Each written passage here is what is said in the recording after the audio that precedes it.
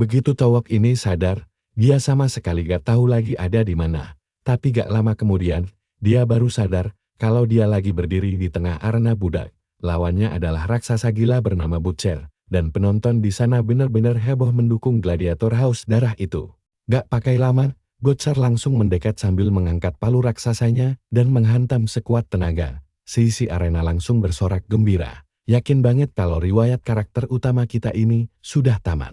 Tapi pas debunya hilang, Butcher dibuat shock setengah mati. MC kita malah berdiri santai di atas palunya, tanpa luka sedikit pun, bahkan dia sempat-sempatnya mengalirkan sihir ke pedangnya.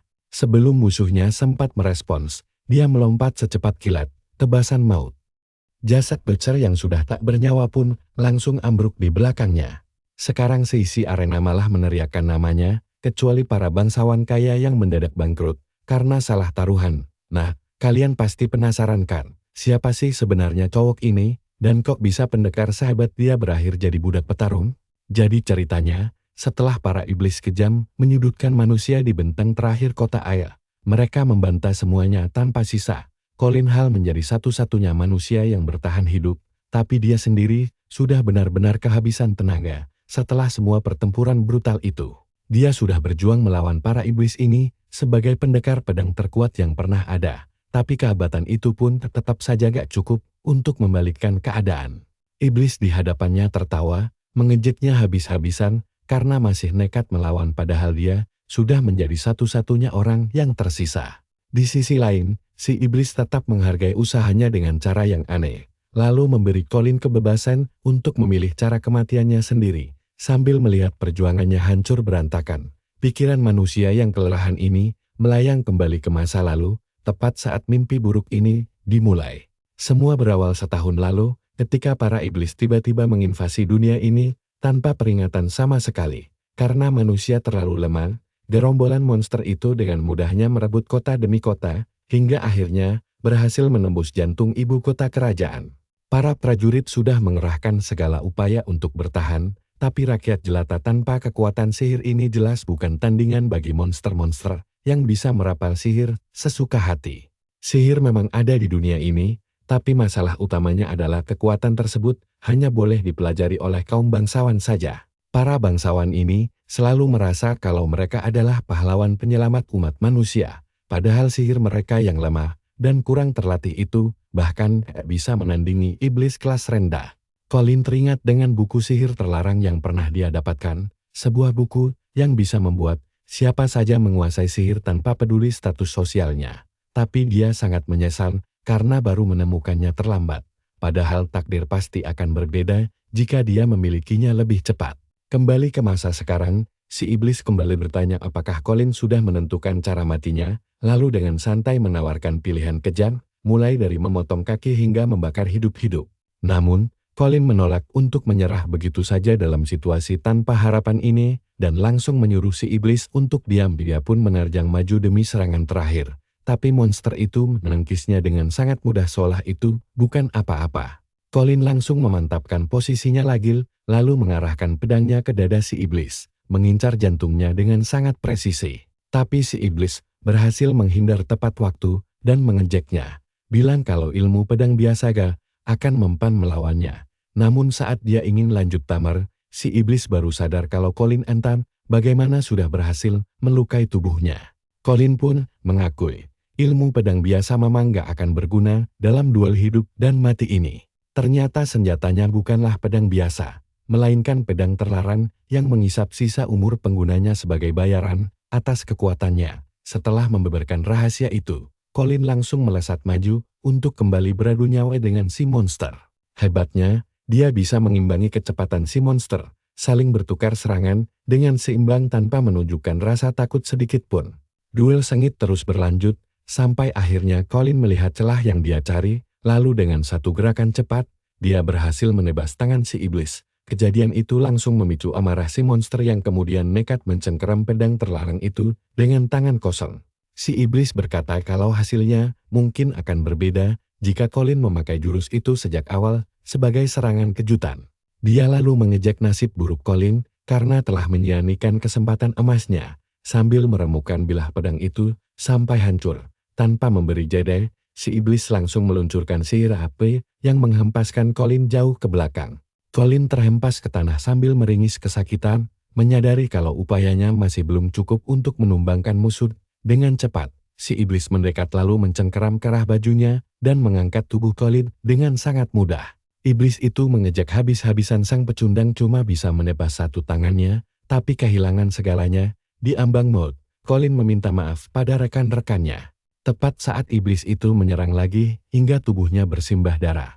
Tetesan darah segar Colin merembes, masuk ke dalam buku terlarang, dan memicu sesuatu di dalamnya. Namun tiba-tiba sang MC tersadar dalam kondisi masih bernyawa, lalu melihat sekeliling dengan bingung sambil mempertanyakan keberadaannya. Saat itu juga dia mendengar suara misterius, dan langsung menoleh untuk memeriksa buku sihir terlarang yang kini berbicara kepadanya. Buku itu menjelaskan kalau darah sang MC telah membangunkannya, dan sebagai hadiah, dia akan dikirim kembali ke masa lalu, agar bisa mengulang semuanya dari awal. Colin langsung mengepalkan tangannya begitu mendengar kata regresi, karena itulah hal yang paling dia dambakan selama ini. Menyebutnya sebagai kesempatan emas sekali seumur hidup, dia pun menerima tawaran itu tanpa ragu. Si buku tampak senang lalu, berjanji akan terus mendampingi Colin untuk menguasai seni sihir, agar dia bisa mewujudkan impiannya untuk memukul mundur para iblis kembali ke tempat asal mereka. Detik itu juga, lembaran kertas tak terhitung jumlahnya melesat keluar dan berputar mengelilinginya, disusul kemunculan sosok misterius di hadapannya. Buku itu lalu tertutup rapat dan didekap oleh sosok asing tersebut seiring selesainya proses regresi. Latar pun berpindah. Penonton di arena sedang bersorak heboh meneriakkan nama Butcher. Sang MC kebingungan melihat dirinya tiba-tiba memegang pedang dan perisai. Ward, jelasin saat dia masih bingung kenapa bisa berada di arena budak ini, dia langsung sadar kalau dia benar-benar berhasil kembali ke masa lalu. Dari gemuruh penonton, terlihat jelas kalau MC kita baru saja menahan hantaman keras dari Butcher dan entah bagaimana bisa selamat, sementara sang pemilik arena, Viscount Trash, tampak memilin kumisnya sambil memandang rendah rakyat jelata yang dianggapnya sebagai mesin pencetak uang saja. Bagi bangsawan serakah itu, hidup para gladiator ini hanyalah hiburan murahan bagi orang kaya dan mereka tak lebih dari sekadar pion tanpa harga diri. Ketika pertarungan semakin memanas, penonton terus bersorak untuk Butcher, sedangkan sang Viscount tersenyum puas karena yakin jalannya duel berjalan sesuai rencana jahatnya dan menganggap Colin hanyalah umpan empuk untuk memeriahkan suasana. Bukannya hancur berkeping-keping seperti dugaan semua orang, MC kita malah dengan mulus menghindari serangan maut itu dan berakhir berdiri santai dengan satu kaki bertumpu di atas palu raksasa lawannya.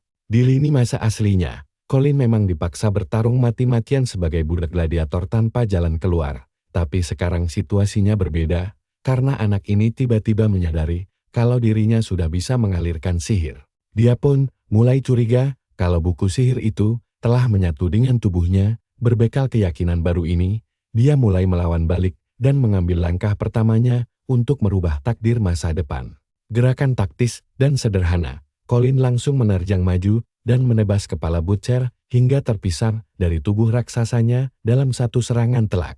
Sang MC kini bertekad menguasai sihir dari buku tersebut demi menyelamatkan umat manusia dari kepunahan akibat ulah kejam para iblis. Saat dia melirik ke arah para elite yang merancang taruhan budak ini, dia sadar kalau dengan posisinya sekarang, berniat mengubah masa depan terdengar konyol sekali, makanya dia memilih bergerak perlahan demi perlahan. Dan langkah pertama yang harus dilakukan adalah kembali masuk ke keluarga Han, serta menjadi Colin Hall sekali lagi. MC kita kemudian teringat bagaimana di kehidupan sebelumnya dia diancam dan dipaksa untuk sengaja mengalah dalam pertarungan konyol ini. Ternyata, banyak rakyat jelata yang mempertaruhkan uang mereka untuknya, karena sangat percaya kalau dia bisa mengalahkan jagoan bangsawan yang dijuluki si Butcher. Viscount Trash sebenarnya cuma mau menjadikan Colin tumbal demi menghibur para bangsawan di atas sana. Tapi karakter utama kita justru melihat ini sebagai peluang emas untuk menarik perhatian penguasa wilayah Singa, Marquis Darius Hart, agar bisa masuk ke keluarganya dengan jauh lebih cepat. Makanya, dia sengaja mengejek pihak manajemen arena yang dianggapnya tidak berguna, lalu dengan lantang menantang mereka untuk segera mengirim lawan berikutnya. Sementara itu, Viscount Trash habis-habisan dimarahi para bangsawan karena jagal andalannya kalah. Padahal dia sudah menghasut mereka untuk bertaruh besar pada petarung mati itu.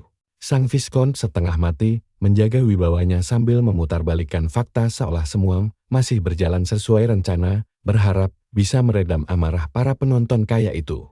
Di sudut lain, Marquis Darius tampak sangat tertarik pada Colin dan meminta pendapat kepala pelayannya, Cornell, soal serangan terakhir tadi. Cornell mengakui kalau tebasan itu luar biasa kuat dan dari pengalamannya, tingkat kekuatannya sudah jauh melampaui prajurit kekaisaran biasa. Hal ini membuat sang Marquis makin penasaran, terutama karena bocah itu punya nyali besar untuk mengabaikan perintah Viscount tanpa ragu sedikit pun. Kembali ke kubu Viscount, dia masih kewalahan menghadapi kemarahan para bangsawan dan terus meyakinkan mereka kalau si bocah pasti akan tercabik-cabik di ronde berikutnya.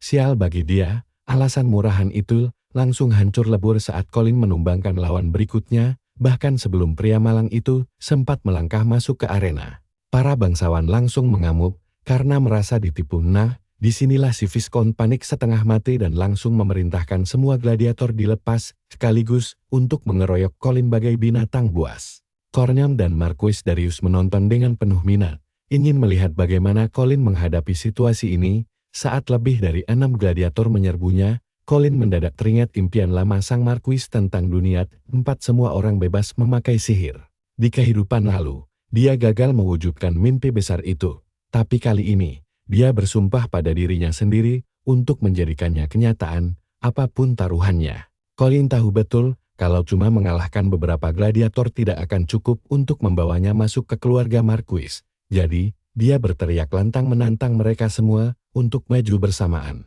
Para gladiator langsung mengepungnya dari segala arah, tapi dengan gerakan presisi, Colin menghindari semua serangan itu, lalu melompat ke udara sambil menyiapkan pedangnya untuk menyerang balik. Begitu mendarat, dia langsung menebas leher 3 lawan dalam satu gerakan bersil, lalu merebut senjata mereka untuk melumpuhkan 2 musuh lagi tanpa mengurangi kecepatannya sama sekali.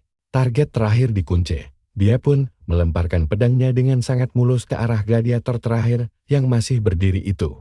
Senjata itu menembus tubuh lawan, lalu terus melesat hingga nyaris menyerempet rambut Viscount Trek, sebelum akhirnya menancap kuat di dinding tepat di belakang kepalanya. Teres langsung mandi keringat dingin setelah hampir saja kehilangan nyawanya. Mukanya merah padam karena malu dan marah besar sambil bersumpah akan membalas dendam pada Colin. Melihat tontonan itu, sang Marquis langsung mengejek Viscount yang malah kalah dalam permainannya sendiri. Para bangsawan lain buru-buru membela Viscount dan mendebat Darius Han, bersikeras kalau budak rendahan tidak boleh dibiarkan bertindak seenaknya. Beberapa dari mereka bahkan menuntut agar Colin dieksekusi mati, membuat raut wajah Marquis berubah serius dan suasana menjadi sangat tegang saat dia menegur keras kesombongan mereka. Reaksi ini makin menyulut amarah Viscount Trek yang langsung menantang sang Marquis dan menyebut cita-citanya itu sebagai kesesatan belaka. Dia mengingatkan bahwa sihir dianugerahkan Tuhan 1000 tahun lalu, menciptakan hierarki sakral yang menetapkan para bangsawan sebagai utusan terpilih di dunia ini. Sambil mengangkat tongkatnya, dia mengarahkan sihir ke Marquis dan mempertanyakan niatnya menentang aturan itu. Mendengar ini, Colin langsung turun tangan dan mengubah perdebatan panas itu menjadi jauh lebih menegangkan. Dengan sangat santai, Colin malah ikut duduk di jajaran kursi bangsawan, seolah dia setara dengan mereka, bikin suasana langsung riuh karena panik. Di tengah teriakan histeris yang memanggil penjaga suci, Colin langsung menodongkan pedangnya ke arah Tracy, menantangnya membuktikan omong kosong soal statusnya sebagai utusan Tuhan. Tantangan pun diterima, dan mereka berdua langsung turun ke tengah arena pertarungan. Para bangsawan sangat yakin kalau Viscount bakal dengan mudah melindas, serangga tidak tahu diri di depannya. Mereka menonton sambil tersenyum puas, kontras dengan ekspresi Darius yang mendadak tegang. Viscount Trek menyerang duluan sambil terus mengoceh sombong saat merapal sihir angin. Di saat sihir mulai terbentuk, Colin mendengar suara buku sihir di kepalanya, disusul kemunculan panel sistem yang memperlihatkan status kekuatan Trek. Dari data yang terlihat, si Viscount ternyata cuma penyihir tingkat pemula yang modal sombong doang tanpa ada kekuatan asli yang menakutkan.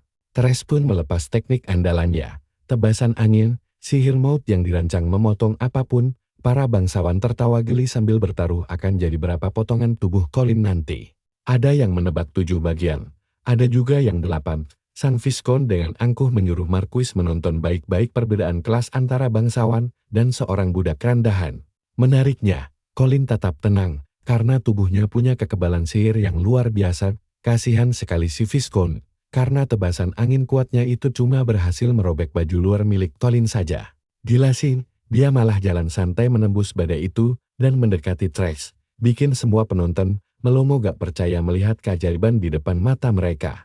Sadar bahaya, Viscount buru-buru mau mencabut pedangnya, tapi sebelum sempat terhunus, Colin bergerak cepat mementalkan senjata itu, hingga terbang jauh. Dia lalu menempelkan ujung pedangnya ke tenggorokan sang bangsawan, menyudahi pertarungan dalam sekejap. Tiba-tiba, sistem sihirnya kembali aktif, memberitahu kalau ada jenis kekuatan baru terdeteksi. Seketika, tangan bayangan hitam muncul dari tanah, dan mencengkeram tubuh Colin erat-erat, menguncinya di tempat. Rupanya, sihir pengikat itu dilepaskan oleh para penjaga suci yang baru tiba setelah menerima laporan adanya budak lancang yang berani menghina kaum bangsawan.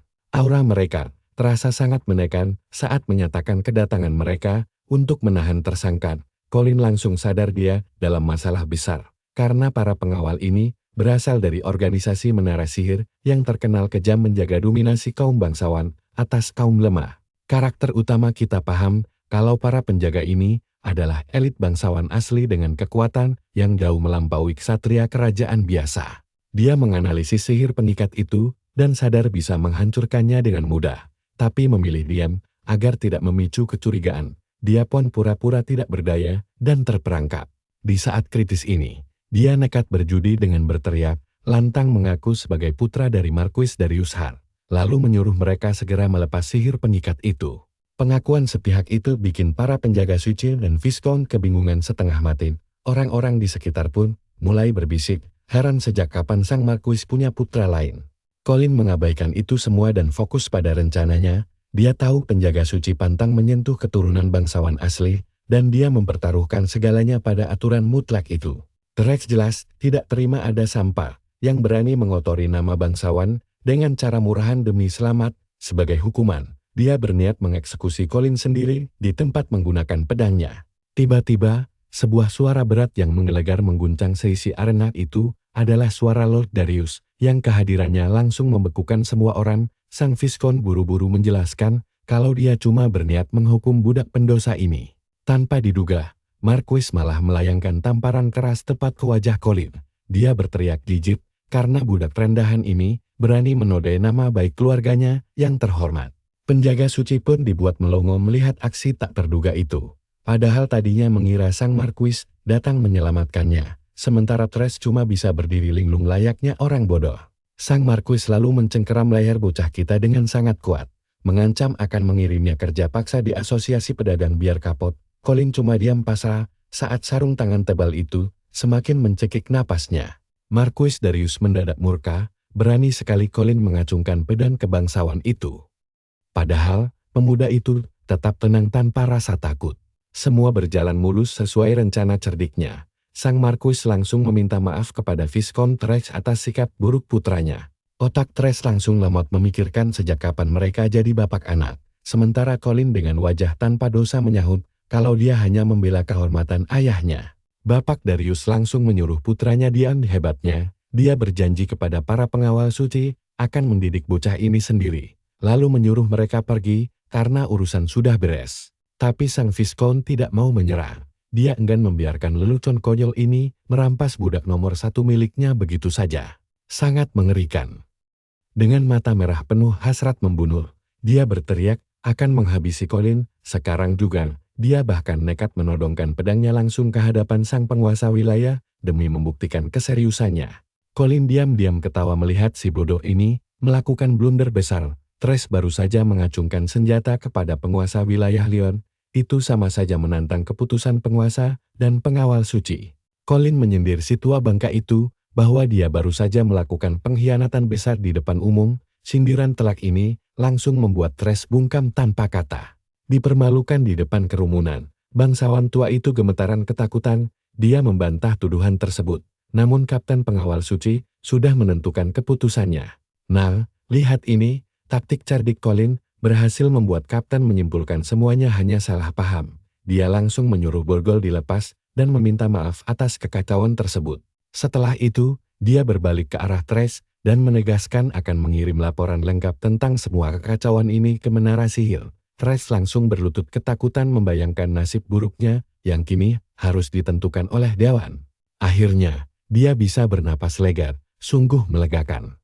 Tapi Kapten Pengawal Suce jelas bukan orang bodoh yang mudah ditipu. Dia diam-diam memerintahkan anak buahnya untuk segera menyelidiki latar belakang Colin secara mendalam. Salah satu anak buahnya bertanya polos kenapa harus menyelidiki putra Lord Darius. Kapten menjawab tegas bahwa mustahil tidak ada yang mengenali anak Marquis wilayah Len.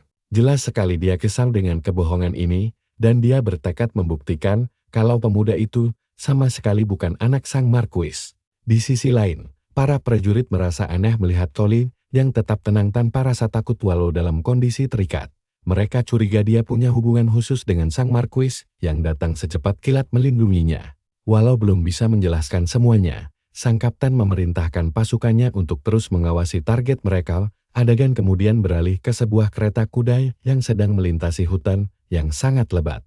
Di dalam kereta, sang Marquis tertawa terbahak-bahak melihat akting luar biasa yang Colin tunjukkan tadi. Setelah suasana agak tenang, Colin mengucapkan terima kasih yang mendalam karena telah menyelamatkan nyawanya. Sangat cepat. Tepat setelah duel selesai, sang Lord langsung mengutus kepala pelayannya, Cornel, untuk menebus Colin sebelum orang lain sempat bergerak. Sang Marquis mulai tertarik dengan kemampuan bertarung Colin dan bertanya, apakah dia punya pengalaman di garis depan. Mata tajamnya bisa melihat bahwa gerakan Colin bukanlah teknik sembarangan. Kelincahan dan ketepatan serangannya menunjukkan latihan keras bertahun-tahun di medan perang atau bimbingan ksatria hebat. Colin pun menunduk, hanyut kembali ke dalam kenangan masa lalunya. Dia menceritakan bahwa setelah orang tuanya tiada, bisanya sendiri tega menjualnya sebagai budak saat masih kecil. Beruntung, seorang bangsawan baik hati membelinya, mengajarinya sihir dasar, dan melatihnya bertahan hidup di pertarungan sungguhan. Dengan mata berkaca-kaca, dia berkata bahwa bangsawan itu sudah seperti ayahnya sendiri. Setelah pria itu wafat, dia mewariskan sebuah mimpi besar yang belum sempat dia wujudkan semasa hidupnya kepada Colin. Sorot mata Colin memancarkan tekad membara saat dia bersumpah akan melakukan apa saja untuk mewujudkan mimpi itu, bahkan jika harus mempertaruhkan nyawanya sendiri. Keteguhan hatinya membuat Lord Darius terkejut, karena tidak menyangka akan mendengar jawaban sejujur ini. Apalagi, sang Marquis makin kagum, karena tahu Colin bisa selamat dari jurus WNG milik Viscount hanya bermodalkan sihir dasar. Semangat baja gladiator, ketahanan fisik, dan mental Colin yang luar biasa itu benar-benar membuat Darius sangat terkesan. Di detik itu, dia mulai melihat Colin sebagai satu-satunya orang yang pantas memikul misi penting hidupnya. Pikiran besar ini membuatnya terdiam cukup lama untuk merenung di sepanjang jalan. Lamunannya buyar saat Cornel memberitahu bahwa mereka telah sampai di depan mata. Kediaman megah Marquis Darius berdiri kokoh dan terlihat sangat menakjubkan. Istana megah bernilai seni tinggi ini dikelilingi oleh taman indah yang hanya mampu dimiliki bangsawan terkaya. Begitu turun dari kereta, sang Lord langsung memberitahu Colin bahwa dia kini bebas. Bebas tapi bersyarat. Meski tidak lagi menjadi budak siapapun, kebebasan itu bukan berarti dia terlepas dari tanggung jawab berat di dunia yang kejam ini. Sambil berbalik, Darius menegaskan bahwa dia tidak akan memanjakannya lagi di kastil ini. Tapi jangan salah, disinilah perjuangan sesungguhnya baru dimulai bagi Colin untuk membuktikan bahwa dia sanggup melewati kehidupan latihan yang super keras. Colin tetap tenang tanpa menunjukkan rasa takut sedikit pun menghadapi rintangan di depan mata. Marquis Darius pun tersenyum dan berkata bahwa dia menaruh harapan besar padanya. Dengan memanggilnya Colin Hall secara resmi, dia mengesahkan status pahlawan kita sebagai anak angkatnya. Pengumuman ini menandai selesainya fase pertama kepulangannya ke dunia bangsawan yang penuh dengan aturan kaku. Di sini derajat harus setara agar kemurnian darah terjaga. Keluarga Hall sangat terobsesi dengan kemurnian silsilah mereka. Namun ada satu pengecualian besar di dalam silsilah itu, yaitu Lord Darius Hall sendiri. Berbeda dari yang lain, dia sama sekali tidak peduli omong kosong kasta karena dirinya sendiri terlahir sebagai anak haram dari seorang pelayan wanita. Dia terus direndahkan. Sejak lahir, cemoohan selalu mengikutinya di setiap sudut istana, tapi bukannya menyerah. Dia menghancurkan prasangka buruk itu dan kekuatannya.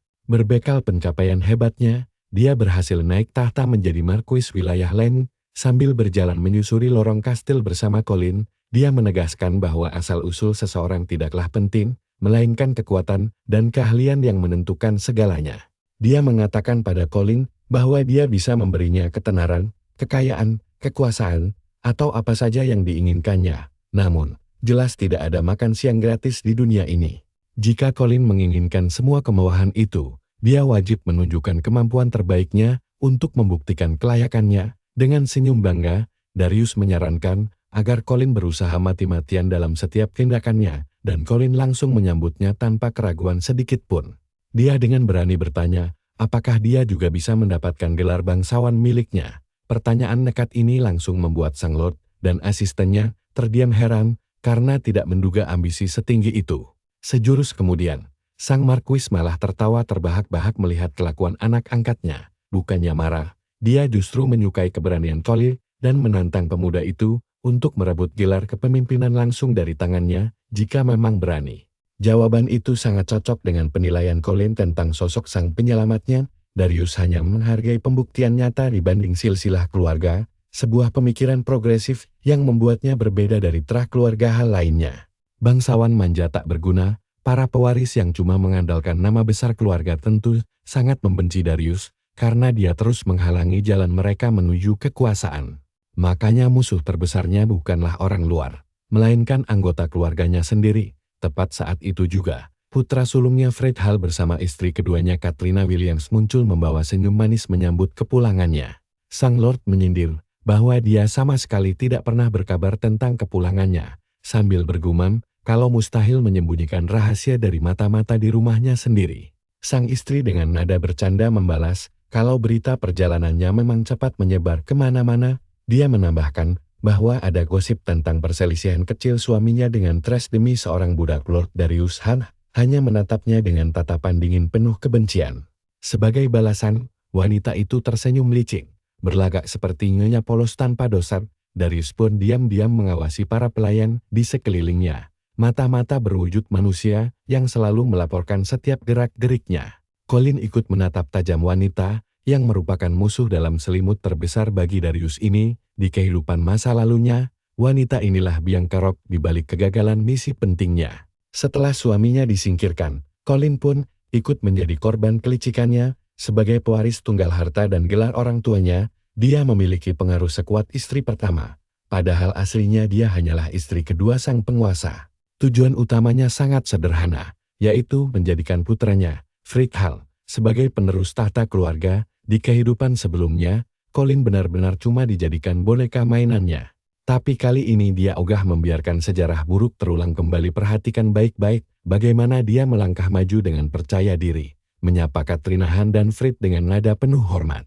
Dengan suara lantang, dia memperkenalkan dirinya sebagai Colin Hall. Dia bahkan bersumpah akan mengerahkan seluruh kekuatannya demi kejayaan dan kehormatan keluarga Hall ini. Mendengar seorang rakyat jelata memakai nama belakang keluarganya, Fred Hall langsung melongo kebingungan. Saat dia hendak memaki Colin di depan semua orang, ibunya buru-buru mengangkat tangan untuk membungkamnya. Wanita licik itu memilih untuk turun tangan sendiri. Dia terang-terangan merasa jijik membayangkan nama agung keluarganya dinodai oleh pemuda rendahan seperti Colin. Nyonya Katrina menoleh ke arah Cornel, menanyakan apakah pelayan baru ini butuh dididik keras soal tata krama. Cornel yang cerdik memilih bungkam agar tidak memihak siapapun. Namun tiba-tiba saja, Colin malah mengangkat pedangnya tinggi-tinggi. Dia menegaskan kalau nama itu sangat cocok untuknya, karena diberikan langsung oleh sang penguasa. Colin mulai memprovokasi mereka, bertanya, apakah mereka berani menentang keputusan yang sudah dibuat oleh Tuan Besar. Sambil tersenyum meremehkan, dia menyuruh mereka mengingat namanya baik-baik. Sebab suatu hari nanti, dialah yang akan merebut gelar penguasa dan melampaui mereka semua. Mata Katrina menyipit tajam, merasa jijik pada bocah miskin yang berani membual di depannya. Di sisi lain, Fred Hall begitu murka sampai rasanya ingin hantam tembok di dekatnya. Namun bagi Darius Hall, kata-kata berani dari Colin justru terdengar sangat memuaskan. Sementara itu, para pelayan di barisan belakang mulai saling berbisik panik. Bagi mereka, rasanya konyol jika mantan budak angkat ini bermimpi merebut posisi kepala keluarga demi menghentikan bisik-bisik yang makin ramai. Katrina Hall berdeham pelan. Seketika itu juga, seisi ruangan langsung sunyi senyap tanpa suara. Dia menggigit bibir kesal, lalu menyuruh Colin sadar diri dan menutup mulut lancangnya tanpa membuang waktu. Nyonya besar itu langsung memerintahkan anak buahnya untuk segera meringkus pemuda itu. Para kepala pelayan langsung mencabut pedang mereka. Bahkan para pelayan wanita pun sudah bersiap dengan sapu. Sebelum situasinya makin kacau, Darius segera angkat bicara untuk melerai pertikaian tersebut. Dia menegaskan kalau Colin tidak berbohong. Jika pemuda itu bisa membuktikan kemampuannya, maka tahta pemimpin keluarga berhak dia klaim. Fred yang kebingungan mencoba protes, tapi ayahnya hanya membalas dengan tatapan tajam dan mengerikan. Katrina mengaku tidak keberatan dengan keputusan suaminya, namun dia mengingatkan bahwa kediaman mereka punya banyak pelayan, dan hanya orang paling terpercaya yang layak diberikan nama keluarga besar ini. Menurutnya, sangat tidak masuk akal jika orang asing diizinkan memakai nama itu. Masalah sepenting ini jelas tidak bisa dibiarkan begitu saja tanpa tindakan tegas. Katrina mengusulkan sebuah ujian kelayakan untuk menguji Colin. Jika gagal, sesuai tradisi lama, dia harus diusir pergi. Mendengar tantangan itu, karakter utama kita menegaskan kalau hal remeh begitu tidak akan menghentikannya. Nyonya Agung itu kesal dan mengira dia ketakutan. Tapi Colin menjelaskan kalau semua pelayan juga harus diberi kesempatan ikut ujian tersebut agar adil bagi siapa saja yang ingin mendapat nama keluarga. Sambil menyindir Fred, dia bilang cara ini jauh lebih baik dibanding nepotisme konyol demi memberikan tahta pada pewaris manja tanpa bakat karena mental tidak tur. Mendengar sindiran pedas itu, Fred merasa sangat dipermalukan. Dia langsung mengamuk tak terima, membayangkan bagaimana mungkin seorang putra tunggal bangsawan harus bersaing dengan para budak rendahan demi mahkota keluarga. Tiba-tiba Katrina menepuk pundak putranya, mengingatkan agar dia tetap tenang layaknya bangsawan sejati. Dia membisikkan bahwa Fred tidak perlu takut pada gembel jalanan karena dia menguasai sihir, tidak seperti mereka. Pada akhirnya, Darius menerima usulan cerdik dari Colin. Ujian itu akan diadakan 1 bulan lagi dan terbuka lebar untuk seluruh pelayan di kediaman yang ingin mendaftar. Selama menunggu, Colin harus bekerja sebagai pelayan kelas bawah, tapi situasi ini justru menguntungkan karena dia bisa mempelajari buku sihir kuno miliknya. Saat berjalan di lorong, Cornell memuji keberanian pemuda itu. Dia menjelaskan kalau sang tuan besar selalu diawasi ketat oleh bangsawan lain gara-gara pemikirannya yang tidak biasa. Dia menuntut kepastian apakah Colin dulu benar-benar bekerja pada bangsawan lain. Mengingat informasi Serikat Budak menyebutkan dia dibeli dari desa perbatasan terpencil, sambil menodongkan pisau ke leher Colin. Cornell bertanya, apakah kedatangannya yang tepat saat pencarian penerus ini cuma kebetulan saja. Colin tetap tenang dan balik bertanya, apakah sang kepala pelayan sedang menuduhnya melakukan pengkhianatan. Dia mengingatkan kalau Serikat Budak itu terkenal licik dan tidak mengenal rasa malu. Mereka bahkan bersekongkol dengan seorang bangsawan hanya demi meraup untung dari satu pertandingan taruhan. Masih curiga, Cornell membalas kalau pedagang budak mendeskripsikan Colin sebagai pemuda biasa-biasa saja, namun setiap gerakannya justru menunjukkan keahlian bertarung tingkat tinggi yang tidak masuk akal. Di kekaisaran ini, sistem peringkat berlaku untuk sihir maupun ilmu pedang. Mayoritas orang hanya mentok di tingkat menengah, dan hanya segelintir manusia jenius yang bisa menembus batas tersebut. Para bangsawan umumnya cuma fokus belajar sihir, membuat teknik pedang mereka sangat payah. Sebaliknya, pasukan elit pengawal suci mewajibkan anggotanya menguasai sihir sekaligus ilmu pedang tingkat tinggi. Mendengar penjelasan itu, Cornell curiga jangan-jangan pedagang budak sengaja memberi info palsu untuk menyingkirkan Colin secara diam-diam dari pasar taruhan. Colin membalas, kalau dia mata-mata sejati, dia pasti langsung mengincar posisi penguasa keluarga. Saat sang kepala pelayan kebingungan, dia menjelaskan bahwa tugas penyusup adalah mencari titik lemah musuh. Makanya, kalau dia agen rahasia, menyamar sebagai pelayan pribadi tentu jauh lebih menguntungkan. Dari posisi itu, dia bisa dengan mudah mencuri semua informasi rahasia tanpa dicurigai siapapun. Setelah itu, Colin menawarkan kerjasama yang menarik. Dia akan memanfaatkan status pelayannya untuk mencari mata-mata musuh, asalkan Cornell mau membantunya secara penuh sebagai rekan rahasia di dalam kediaman ini. Cornell memperingatkan bahwa langkah ini bisa membuat para bangsawan memusuhinya. Namun Colin menyahut santai bahwa makin tinggi risikonya, tentu makin melimpah pula hasil yang didapatkan nanti. Lagi pula, jika Darius hancur, tidak akan ada warisan tersisa bagi siapapun. Mendengar argumen logis itu, Tornel merasa puas dan perlahan menyimpan kembali pisau tajamnya. Meski begitu, dia heran bagaimana bocah ini bisa seambisius itu demi gelar penguasa, namun harus diakui, Colin memang pemuda yang kuat sekaligus sangat cerdas. Pada akhirnya, kesepakatan ini terasa terlalu menguntungkan bagi Tornel, membuatnya curiga Colin punya rencana tersembunyi lain. Menyimpan keraguannya sejenak, dia menuntun Colin menuju kediaman barunya di asrama para pelayan. Setibanya di asrama, Tornel mempersilakan Colin memilih kamar manapun yang dia sukai. Dia kemudian menjelaskan bahwa sang nyonya membagi para pelayan menjadi 3 kasta berbeda. Kasta tertinggi bertugas melayani keluarga inti secara langsung, sedangkan kasta menengah diizinkan tinggal di dalam mansion utama, sementara kasta terendah dibuang ke asrama, terpisah, dan dilarang keras mendekati mansion tersebut. Kepala pelayan itu lalu membeberkan tugas-tugas kasarnya seperti membelah kayu, membuang sampah, serta merawat kuda dengan upah harian yang sangat minim, yaitu 3 koin tembaga saja. Sebelum pergi, dia juga mengingatkan aturan ketat di kediaman ini. Aturan yang paling mutlak adalah kepatuhan tanpa syarat kepada seluruh pelayan senior tanpa terkecuali. Colin melirik sekitar dan menyadari para pelayan di sini malah lebih mirip preman pasar dibanding pekerja biasa. Dia pun heran. Apa dia harus tunduk pada orang-orang macam ini? Cornel dengan santai menjelaskan, kalau semua aturan aneh ini memang dibuat langsung oleh sang nyonya besar. Tanpa membantah, Colin menerima syarat itu dan langsung menyapa para pelayan lain dengan ramah, berharap bisa bekerja sama dengan baik, bukannya membalas dengan norman. Bajingan-bajingan ini malah mengejeknya habis-habisan sambil memanggilnya calon penguasa wilayah dengan nada yang sangat sarkas. Salah satu dari mereka maju dan bilang, kalau mereka sudah dengar rumor tentang si bocah yang berani cari gara-gara dengan nyonya besar dan putranya. Pelayan lain menyeringai jahat dan berniat mengajarinya cara menyapa senior dengan benar. Suasana makin panas saat salah satu preman memecahkan botol kaca untuk dijadikan senjata. Dia menyuruh Colin berlutut dan menampar mukanya sendiri sambil terus meminta maaf sampai mereka semua merasa puas. Yang lain juga ikut-ikutan menyorakinya. Tapi tentu saja Colin tidak akan tinggal diam menerima penghinaan murahan seperti ini. Dia langsung mencengkeram jari si preman. Lalu sebelum orang itu sempat beraksi, Colin dengan mudah membantingnya layaknya boneka rusak. Para pelayan lain melongo tidak percaya saat melihat Colin menendang preman malang itu hingga terbang melintasi ruangan.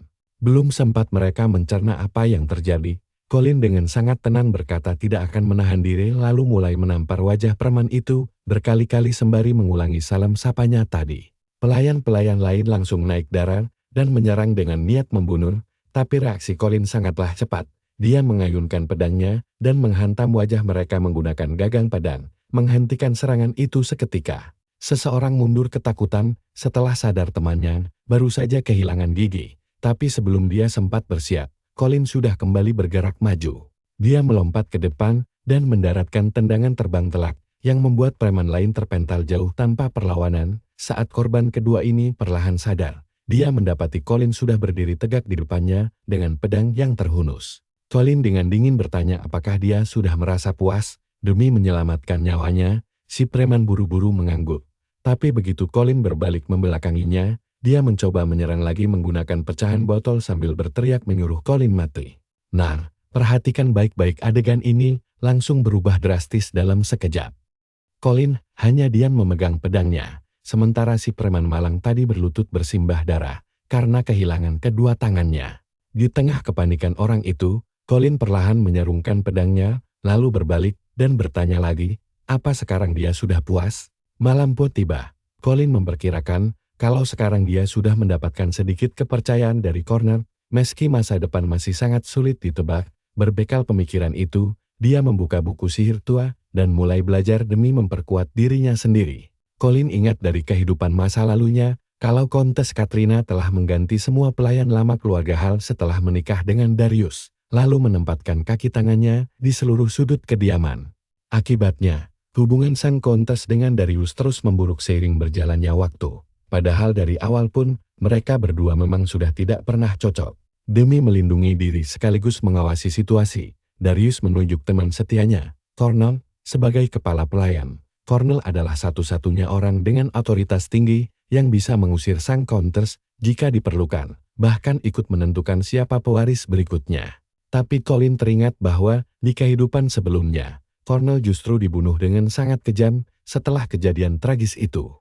Countess Katrina memperoleh pengaruh yang sangat besar, hingga bisa memuluskan jalan putranya menjadi pewaris tunggal. Colin berpikir, andai saja sang kepala pelayan waktu itu selamat, segalanya pasti akan berbeda. Sadar kalau sihir pertahanan tingkat pemula miliknya saat ini tidak akan cukup untuk melindunginya, Colin tahu dia harus segera menjadi lebih kuat. Dia mulai fokus mempelajari sihir pelindung sekaligus sihir penyerang. Sembari memantapkan niatnya, dia menyentuh buku itu, dan seketika lembaran halamannya berputar kencang di sekelilingnya bagaikan badai yang sedang mengamuk. Colin merasa seluruh isi buku dipaksa masuk ke kepalanya, dan dalam sekejap, dia langsung lumpuh oleh rasa sakit yang luar biasa hebat. Mirip seperti digerogoti oleh ribuan semut api sekaligus di seluruh tubuhnya. Lonjakan energi di tubuhnya makin tidak tertahankan, seolah-olah seluruh darah, tulang, bahkan jiwanya sedang direndam di dalam cairan lahar panas. Sosok menyerupai ksatria kegelapan muncul dari dalam buku itu dan memanggil nama Colin. Sedetik kemudian, makhluk itu sudah berdiri tepat di belakangnya, membisikkan kata hancurkan, jatuhlah dan tunduklah padaku. Colin terus berjuang menahan tekanan berat ini, sambil mulai ragu, apa ia sesakit ini harga yang harus dibayar demi mempelajari ilmu sihir? Dia pun teringat ucapan temannya dulu, bahwa seseorang hanya perlu memejamkan mata dan merasakan aliran energi untuk bisa menguasai sihir dengan benar. Memang enak ya jadi kaum bangsawan. Batinnya, mereka bisa belajar sihir dengan sangat mudah layaknya bernapas. Dari sini dia sadar betapa tidak adilnya perbedaan garis keturunan ini. Biar begitu, dia tetap memaksakan dirinya untuk bertahan dan menaruh tangannya di atas buku itu, bersumpah kalau dia harus berhasil bagaimanapun caranya. Namun sebelum niatnya itu tuntas, sesuatu mendadak menarik perhatiannya hingga membuat pertahanannya runtuh, dan seketika seisi ruangan bergema oleh suara yang sangat menyeramkan. Keesokan paginya, para pelayan sudah sibuk dengan rutinitas harian mereka saat segerombolan preman melihat Colin baru saja terbangun dari tidurnya. Salah satu dari mereka langsung mengejeknya dengan sinis. Menyebut betapa santainya bocah ini, padahal baru saja membuat masalah besar dengan para seniornya semalam. Colin membalas dengan santai kalau dia tadinya mengira bakal ditusuk saat tidur, tapi ternyata hal itu pun tidak sanggup mereka lakukan. Sebelum mereka sempat membalas, dia menambahkan kalau usaha mereka pun pasti akan sia-sia saja, sambil meregangkan tubuh dan sedikit menguap. Colin bergumam kalau latihan keras semalam benar-benar menguras tenaganya. Dia memutuskan untuk makan terlebih dahulu sebelum mulai bekerja. Lagi pula, latihan gila-gilaan semalam rupanya cukup membuahkan hasil manis karena dia berhasil membuka sebuah sihir abadi yang sangat istimewa. Tapi tak lama kemudian, suasana beralih keluar kediaman di mana sekelompok penjaga tampak sedang berpatroli dan memaksa orang-orang untuk segera menyingkir dari jalan. Para pelayan langsung menundukkan kepala ketakutan saat rombongan itu lewat. Sementara seorang penjaga berteriak menyuruh semuanya memberi jalan bagi letnan bermata satu mereka. Di depan, seorang pelayan yang membawa ember air tampak sangat panik. Karena terlambat minggir, sang penjaga langsung menendang perut pelayan itu sampai dia terjerembab bersama embernya. Air pun tumpah kemana-mana, bahkan sempat menciprati sepatu sang letnan. Sang letnan berhentil, lalu menatap sepatunya yang kotor. Ajudannya langsung membentak pelayan malang itu karena telah berani mengotori alas kaki pemimpin mereka. Dia lalu mengangkat tangan untuk menyuruh ajudannya diam, lalu berjalan mendekati si pelayan yang gemetaran ketakutan. Pelayan itu terus meminta maaf dan memohon ampunan karena kelalaiannya tadi. Letnan itu tersenyum tipis dan berkata bahwa hal ini wajar saja terjadi. Terdengar seperti dia memaafkannya. Namun baru saja pelayan itu mau menghela napas lega, raut wajah si letnan langsung berubah drastis. Sumpah ini, sadis banget letnan itu, dengan santai mencongkel mata pelayan tersebut, sampai menjerit histeris, karena dianggap tidak berguna, membuatnya kini memiliki cacat mata satu, yang sama persis sepertinya. Pelayan lainnya memandangi korban yang menjerit kesakitan dengan rasa takut bercampur kasihan, tapi ajudan letnan segera membentak mereka semua, dan menyuruhnya untuk segera berlutut ke tanah. Tepat pada saat itu, Colin malah berjalan santai melewati mereka tanpa memperlambat langkahnya sama sekali, seolah-olah tontonan sadis di depannya tidak ada hubungannya dengan dia. Sikap cueknya ini membuat sang ajudan kebingungan setengah mati apakah harus menegurnya atau membiarkannya lewat saja. Sementara itu, Colin malah sibuk memikirkan menu sarapan apa yang enak. Mengingat para pelayan rendahan di sini jarang mendapat makanan layak. Preman yang kemarin tangannya ditebas langsung mengenali Colin dan buru-buru melapor pada sang letnan kalau pemuda itulah pelaku yang telah mencederainya kemarin. Dia juga memberitahu kalau Colin terus berbicara sendiri sepanjang malam seperti orang gila. Mendengar hal itu, sang letnan menyipitkan matanya dan langsung menyimpulkan kalau bocah ini adalah sosok yang sangat berbahaya. Dia pun memanggil Colin. Colin akhirnya berhenti, berjalan lalu menoleh dengan tatapan datar, seraya bertanya, apakah dia juga ingin kedua tangannya dipotong sekarang. Sambil menjilati darah segar di jarinya, letnan itu menyeringai dan berujar, kalau mereka tidak selemah para bangsawan manja di istana. Para pengawal lain pun ikut maju sembari menegaskan aturan pembalasan kejam mereka, mata diganti mata, dan gigi diganti gigi. Mereka pun langsung menantang Colin secara terang-terangan, menyuruhnya untuk memotong tangannya sendiri atau mereka yang akan melakukannya dengan paksa. Colin tetap tenang tanpa ada perubahan ekspresi sama sekali. Dia justru memberikan penawaran balik yang cukup dingin. Dia menyuruh mereka memilih antara kehilangan tangan atau kehilangan kepala. Mendengar itu, sang letnan malah tersenyum licik dan berkata bahwa bukan dia yang akan bertarung. Sebagai gantinya, dia memanggil mantan juara arena budak dan memberitahu bocah kita bahwa dialah lawan yang harus dihadapi. Colin seketika mengenali pria itu sebagai cadangan penjaga dan pelayan tingkat menengah bernama Daku. Keringat dinginnya langsung mengucur deras, karena sama sekali tidak menyangka akan bertemu sahabatnya dalam situasi kacau seperti ini. Bocah kita mengingatnya sebagai sahabat terdekat yang selalu bisa diandalkan pada kehidupan. Sebelum regresi, mereka dulu sering menghabiskan waktu bersama untuk melakukan banyak hal, termasuk bertarung melawan monster bahu-membahu. Tapi sekarang, pria malang itu berdiri di sana sebagai pelayan tingkat menengah biasa dengan kondisi penuh luka lebam. Saat bocah kita memegang pedangnya, Daku mencoba memprovokasinya dengan bertanya, apakah dia benar-benar mau bertarung demi seorang pecundang. Daku langsung mengangkat pedangnya, lalu mengarahkannya pada Colin, sambil menjawab bahwa dia hanya mematuhi aturan bahwa setiap junior harus tunduk pada seniornya. Colin pun mempertanyakan logika aneh itu. Apa mereka bahkan tidak boleh bicara saat ditindas? Pertanyaan ini membuat Daku lengah sesaat, dan disinilah Colin langsung bergerak secepat kilat merebut pedangnya, lalu menodong leher sang letnan. Para cecunguk di sana langsung melongo melihat gerakan super cepat itu, bahkan Daku sendiri syok saat menyadari pedangnya sudah direbut tanpa dia sadari sama sekali. Sang letnan hampir saja mengompong karena ketakutan, tapi dia masih mencoba sok tegar sambil bertanya apakah Colin tahu dengan siapa dia sedang berurusan. Dia mengingatkan bahwa Tuan Fred sendiri yang memilihnya dan melawannya akan membawa akibat yang sangat fatal. Colin pun menarik kembali pedangnya perlahan tanpa mengucapkan sepatah kata pun. Begitu merasa aman, sang letnan langsung merapikan kerahnya dan mulai berlagak tangguh lagi. Dia menegaskan bahwa bocah kita tidak akan bisa pergi tanpa menerima hukuman. Pria mesum itu lalu memerintahkan anak buahnya untuk memberi Daku pelajaran, dan tanpa ragu, mereka langsung menebas punggung pria malang itu hingga berdarah. Dia mengatainya sampah tidak berguna dan menyuruh mereka menghabisinya tanpa ampun.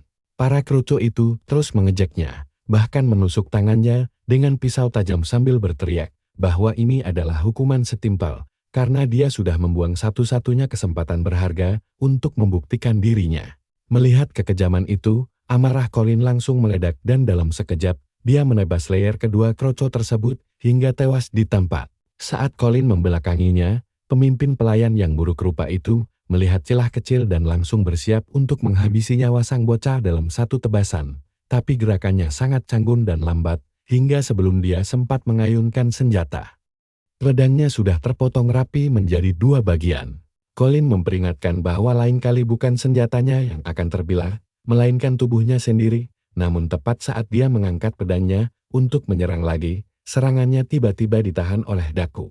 Daku melangkah ke depan sang letnan untuk melindunginya, berdiri dengan kokoh meski terluka parah. Berlagak seperti pengawal setia, dia mengonfrontasi Colin dan menyuruhnya berhenti menambah dosa dengan tidak menghormati senior. Padahal tangannya sendiri masih mengucurkan darah segar karena tidak berniat melawan Daku. Colin pun melepaskan sang letnan, lalu menyuruh seluruh pelayan pergi dari sana. Saat mantan sahabatnya menyarungkan pedang dengan tenang, Colin bertanya mengapa dia menolak melawan padahal dia jelas-jelas jauh lebih kuat dan bisa dengan mudah mengalahkan musuh yang lemah itu. Daku menjawab dengan nada marah. Dia berkata bahwa Colin sudah dianggap mati karena berani menentang seniornya, sehingga dia tidak punya minat untuk melanjutkan obrolan ini lagi. Tapi tahu tidak, bukannya berterima kasih karena sudah diselamatkan, si letnan brengsek ini malah langsung menjambat dan membenamkan kepala Daku ke dalam air. Sang letnan menyalahkannya karena hanya berdiri diam tanpa melakukan apapun yang membuatnya terlihat bodoh di depan semua orang. Daku hanya bisa meminta maaf sebelum akhirnya dihempaskan dengan kasar ke tanah. Salah satu pelayan kemudian bertanya, apakah dia benar-benar akan melepaskan Daku begitu saja? Mendengar hal itu, sang letnan tertawa licik dan memerintahkan bawahannya untuk menyebarkan rumor bahwa anak itu telah menyatakan perang pada seluruh pelayan senior. Dia kemudian memerintahkan mereka untuk mencopot jabatannya dan mengirimnya ke sel isolasi. Colin sekali lagi bertanya, mengapa Daku terus bertahan tanpa melawan, tetapi pemuda malang itu hanya bisa menggertakkan gigi dan terdiam. Siang harinya saat jam makan, para pelayan senior tampak berkumpul menikmati hidangan yang sangat mewah. Sementara itu, salah satu pelayan menengah mengobrol seru dengan rekannya tentang mimpinya yang akan segera naik jabatan. Dia bahkan tidak bisa menyembunyikan rasa gembiranya saat membayangkan hal itu. Di sisi lain, para pelayan kelas rendah hanya diberi semangkuk sop encer alih-alih makanan layak, namun tidak ada satupun dari mereka yang mengeluh. Tepat saat itu, Colin datang dan berjalan ke konter untuk mengambil makanannya sendiri. Dia melihat ke sekeliling dan heran mengapa semua orang menatapnya tajam. Sang koki sengaja menumpahkan supnya sambil tertawa, lalu menyindir bahwa orang yang tidak bekerja tidak pantas untuk makan. Tapi Colin mah santai saja. Dia malah melangkah mantap menuju area makan khusus para pelayan senior. Tanpa rasa bersalah, dia melenggang santai ke area makan mewah mereka, membuat para pelayan senior meradan karena langsung disenggol begitu saja. Colin berjalan ke meja prasmanan, lalu dengan cueknya mengambil sepotong ayam dan croissant hangat untuk dinikmati. Kepala pelayan Cornell pun datang dan mengingatkannya bahwa area ini hanya khusus untuk pelayan berpangkat tinggi. Para pelayan senior langsung mendesak agar si anak haram ini segera dihukum berat. Tapi bukannya menghukum Colin, sang kepala pelayan justru dengan cerdik mencari alasan pintar untuk meredakan situasi tegang tersebut. Dia menjelaskan bahwa anak ini baru saja tiba, sehingga wajar saja jika pendatang baru melakukan kesalahan. Dia lalu mengajak Colin pergi bersamanya, meninggalkan para pelayan senior yang tampak sangat kecewa. Sembari berjalan, Cornell mengingatkannya tentang aturan untuk mutlak patuh pada senior dan heran mengapa dia melanggarnya. Namun Colin membela diri dengan berkata bahwa sang markuis sendiri yang menyatakan bahwa upah diberikan berdasarkan keahlian, bukan pangkat. Dia menambahkan bahwa dia yakin memiliki kemampuan yang cukup untuk mendapatkan makanan yang layak. Itulah sebabnya dia memutuskan mengambilnya sendiri. Sang butler kemudian menawarkan untuk menanggung seluruh biaya hidupnya, asalkan Colin mau membantunya menemukan seorang mata-mata yang bersembunyi di dalam kediaman ini. Tepat setelah itu, trompet tanda perburuan dimulai berbunyi dan tampaknya sang markuis sedang menuju ke area hutan. Kabarnya, ada beberapa aktivitas yang mencurigakan di dalam hutan gelap dekat wilayah tersebut, sehingga sang tuan tanah berniat memeriksanya langsung sambil berburu di sepanjang jalan. Begitu Colin menghabiskan suapan terakhirnya, senyum tipis tersungging di wajahnya saat memikirkan hutan gelap tersebut. Dia pun langsung menyusun rencana ke sana. Tak lama kemudian, bocah kita sudah tiba di hutan dan sedang mengincar seekor rusa hitam bermata merah. Dia melepaskan beberapa anak panah sekaligus ke arah sasaran dan berhasil merobohkannya. Setelah memastikan hewan itu mati, dia mendekati bangkainya dan mulai mencari keberadaan inti monster di dalamnya.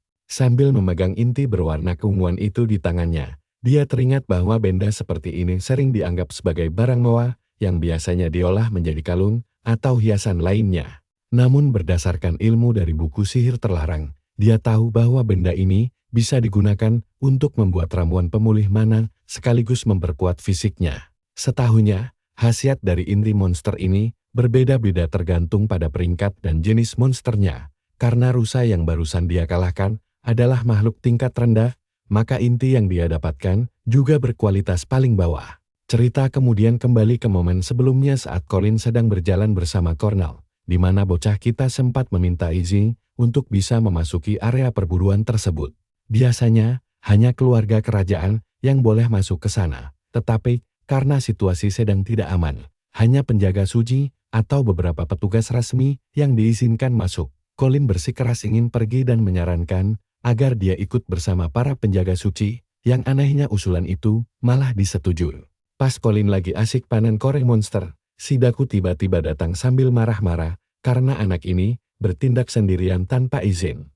Dia langsung mengingatkan kalau cuma bangsawan dan pelayan kelas menengah saja yang boleh berburu di sini. Colin sih cuek bebek saja, malah langsung merebut pedang Daku tanpa permisi sama sekali. Dia langsung menancapkan pedang itu ke monster mati lalu bilang kalau buruan ini sekarang jadi milik Daku. Karena Daku pelayan kelas menengah, otomatis masalahnya beres dong.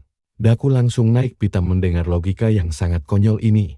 Dia menyesal setengah mati pernah berurusan dengan pelayan kelas bawah yang cuma bisa bikin pusing kepalanya. Tapi coba kalian lihat reaksi si Daku pas dia nanya kenapa Cornell mengizinkan Colin ikut.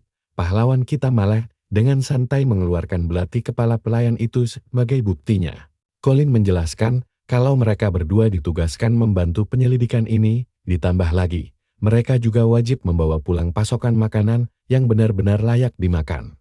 Daku berlutut di dekat bangkai monster sambil melirik Pilan. Heran kenapa nasibnya bisa sapes ini. Dia menghela napas panjang, tapi pas menengok ke bawah lagi, daging monster itu mendadak hilang tanpa jejak. Ternyata si anak buangan ini sudah sibuk memanggang dagingnya dengan sangat cepat, bahkan mengajaknya makan bersama. Daku langsung panik dan setengah berteriak menanyakan apa yang sebenarnya sedang dia lakukan. Colin sama sekali tidak merasa bersalah, membuat Daku langsung menceramahinya bahwa semua daging buruan ini harus diserahkan kepada tuan mereka serta para pelayan senior. Pahlawan kita beralasan bahwa persediaan daging di sini sangat melimpah, lalu menyuruhnya ikut makan. Pelayan malang itu mencoba menolak, tapi Colin mengingatkan kalau dia cuma makan sekali setiap 3 hari, dan mungkin tidak akan dapat jatah jika dihukum nanti. Daku akhirnya menyerah kalah. Tidak kuasa menahan aroma sedap daging panggang di depannya. Dia langsung melahap makanan itu dengan sangat rakus layaknya orang kelaparan.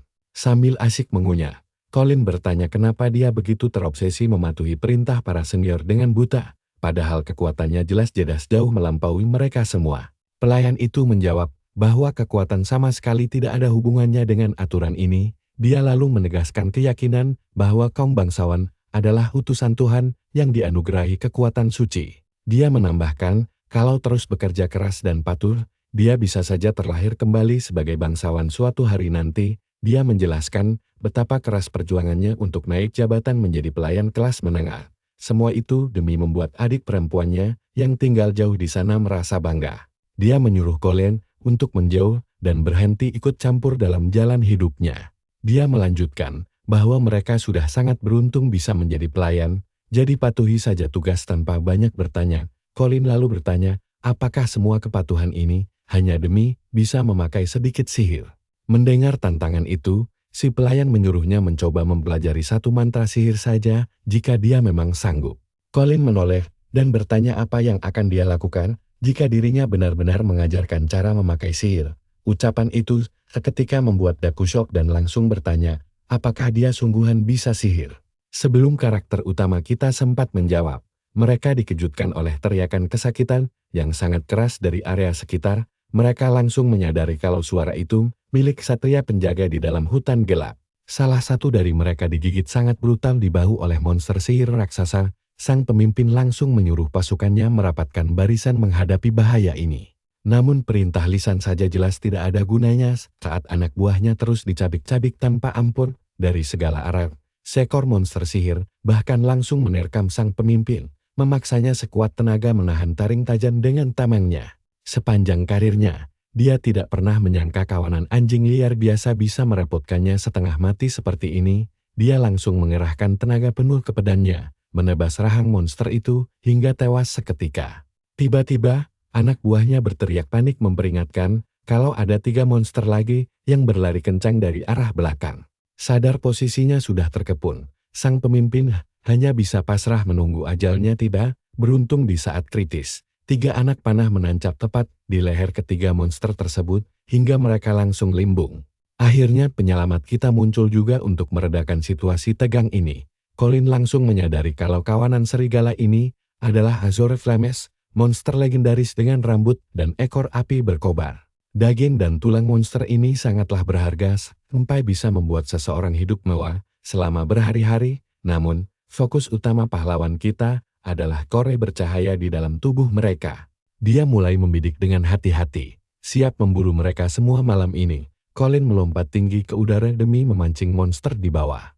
Melihat gerakan nekat itu, pemimpin ksatria mengiranya orang bodoh yang sengaja menyerahkan nyawa. Padahal kenyataannya justru terbalik. Karakter utama kita adalah predator sejati yang menganggap kawanan anjing ini cuma sekumpulan makhluk lemah. Dia melesatkan panah tepat ke kepala 3 monster lalu mendarat dengan sangat mulus, mengira ini kesempatan emas. Seekor monster lain nekat menyergapnya dengan cepat dari arah belakang. Seolah waktu melambat di sekitarnya, Colin menghindar dengan sangat tenang sebelum melepaskan tendangan super keras ke perut monster itu, hingga membuatnya langsung terkapar mati. Melihatnya menendang monster raksasa layaknya anak anjing, seluruh ksatria langsung melongo keheranan sekaligus merasa takjub. Dengan tatapan dingin, Colin melepaskan satu tembakan terakhir ke dadanya untuk memastikan monster itu tewas. Sesaat kemudian, gelombang monster lain mulai merayap keluar dari kegelapan hutan. Keputusan itu menjadi kesalahan fatal karena Colin langsung menghujani mereka dengan badai panah tanpa ampun. Sang pemimpin hanya bisa melongo menyaksikan kemampuan tempur yang luar biasa mengerikan ini. Dia hampir tidak mempercayai matanya sendiri melihat satu orang sanggup membantai monster sebanyak itu, namun tiba-tiba saja, Colin merasakan hawa energi yang sangat berbahaya sedang mendekat ke arahnya. Dia melompat menghindar tepat saat pilar api biru raksasa menghantam tempatnya berdiri. Serangan dahsyat dari seekor monster misterius yang ukurannya jauh lebih raksasa dibanding monster biasa. Dia langsung tahu apa yang akan terjadi begitu melihat percikan api biru di dalam mulut monster itu. Saat rahangnya terbuka lebar, 3 bola api biru melesat cepat ke arahnya. Menghindarinya bagai pemburu veteran, dia langsung membalas dengan 3 tembakan panah yang tajam. Untuk mengakhiri penderitaannya dengan cepat, dia menghantamkan tumit kakinya dengan keras tepat ke tengkorak kepala monster itu. Sangat brutal sekali, kekuatan tendangan dahsyat itu membuat kepala si monster amblas jauh ke dalam tanah layaknya burung unta yang sedang ketakutan. Tiba-tiba sebuah anak panah melesat cepat melewati wajahnya, mengingatkan kalau dia dikelilingi orang yang bukan temannya. Tapi ternyata panah itu ditujukan pada seekor monster yang sedang mengendap-endap di belakangnya. Daku langsung memperingatkan agar dia tidak lengah di tengah pertarungan yang kacau ini. Colin membalasnya dengan acungan jempol hangat, membuat Daku menghela napas kesal layaknya karakter tsundere klasik. Merasa kagum, Kapten Glenn sangat penasaran di bawah kepemimpinan bangsawan mana ksatria sehebat mereka mengabdi. Sebelum Colin mengacaukan perkenalan mereka lagi, Daku dengan cepat memperkenalkan diri sebagai penjaga cadangan dan pelayan kelas bawah yang dikirim oleh Cornel, kepala pelayan dari Marquis Darius. Kombinasi aneh duo dinamis kita ini tentu membuat Glenn bingung setengah mati. Terlebih lagi, para pengawal kerajaan langsung memandang rendah pelayan rendahan yang menyelamatkan mereka. Si wanita bangsawan mempertanyakan keputusan Cornel yang mengirim pelayan si wanita tua untuk membantu mereka. Pengawal lainnya juga bergumam bahwa sangat memalukan diselamatkan oleh sekelompok amatir kelas bawah. Daku yang polos bahkan belum menyadari siapa sosok wanita tua yang mereka bicarakan. Colin si cuek saja, sibuk mengumpulkan kore monster. Akhirnya, dia menemukan sebuah inti tingkat menengah yang nanti bisa digunakan untuk membuat ramuan sesuai petunjuk buku sihir. Tapi tiba-tiba, seorang ksatria bertubuh besar berteriak padanya dan menuntut penjelasan siapa yang mengizinkannya menyentuh monster-monster itu. Sang kapten bernama Glenn langsung menengahi dan meminta mereka fokus pada misi dari Lord Darius, lalu membiarkan Colin mengurus mayat monster itu saja. Bocah kita langsung menantang pria besar itu dan bertanya siapa yang dia sebut bocah. Sambil mengingatkan bahwa dialah penyelamat mereka, dia menambahkan hanya orang bodoh keras kepala yang berani bicara sekasar itu kepada penolongnya. Kesal sekali, pria besar tersebut langsung bersiap menyerang untung saja. Si gadis dan Kapten Glenn segera menenangkannya. Saat mereka memanggilnya Marvin, ingatan masa lalu Colin langsung bermunculan kembali. Dulu, selain Cornell, hanya Glenn, Marvin, dan Sarah yang sangat dipercaya Lord Darius. Namun di kehidupan sebelumnya, mereka bertiga tewas mengenaskan saat menjalankan sebuah misi rahasia di dalam hutan lindung Gloomwood. Sejak kehilangan itu, Lord Darius perlahan kehilangan kekuasaannya. Colin sendiri tidak pernah menyangka bahwa dialah yang akan mengubah takdir tragis mereka kali ini.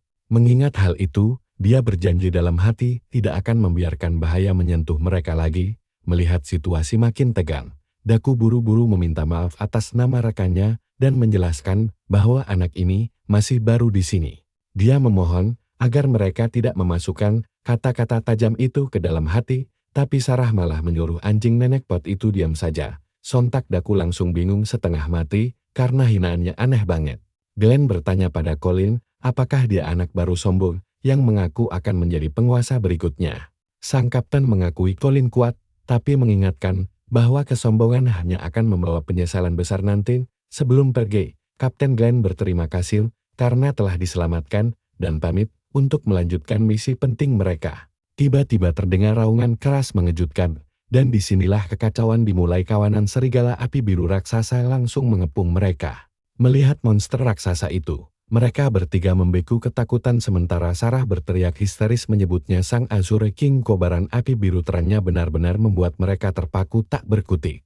Monster itu mengaum sangat keras hingga membuat tubuh mereka gemetar hebat. Dengan cepat, cakar raksasanya menebas ke arah mereka yang bahkan tidak sempat berkedip atau bergerak menghindar. Detik-detik kematian melintas di kepala Kapten Glenn, membuatnya pasrah memejamkan mata. Tapi saat membukanya kembali, pemandangan gila tersaji di depan mata. Seorang pelayan rendahan tanpa kemampuan bertarung justru berhasil menahan serangan mematikan Sang Azure King.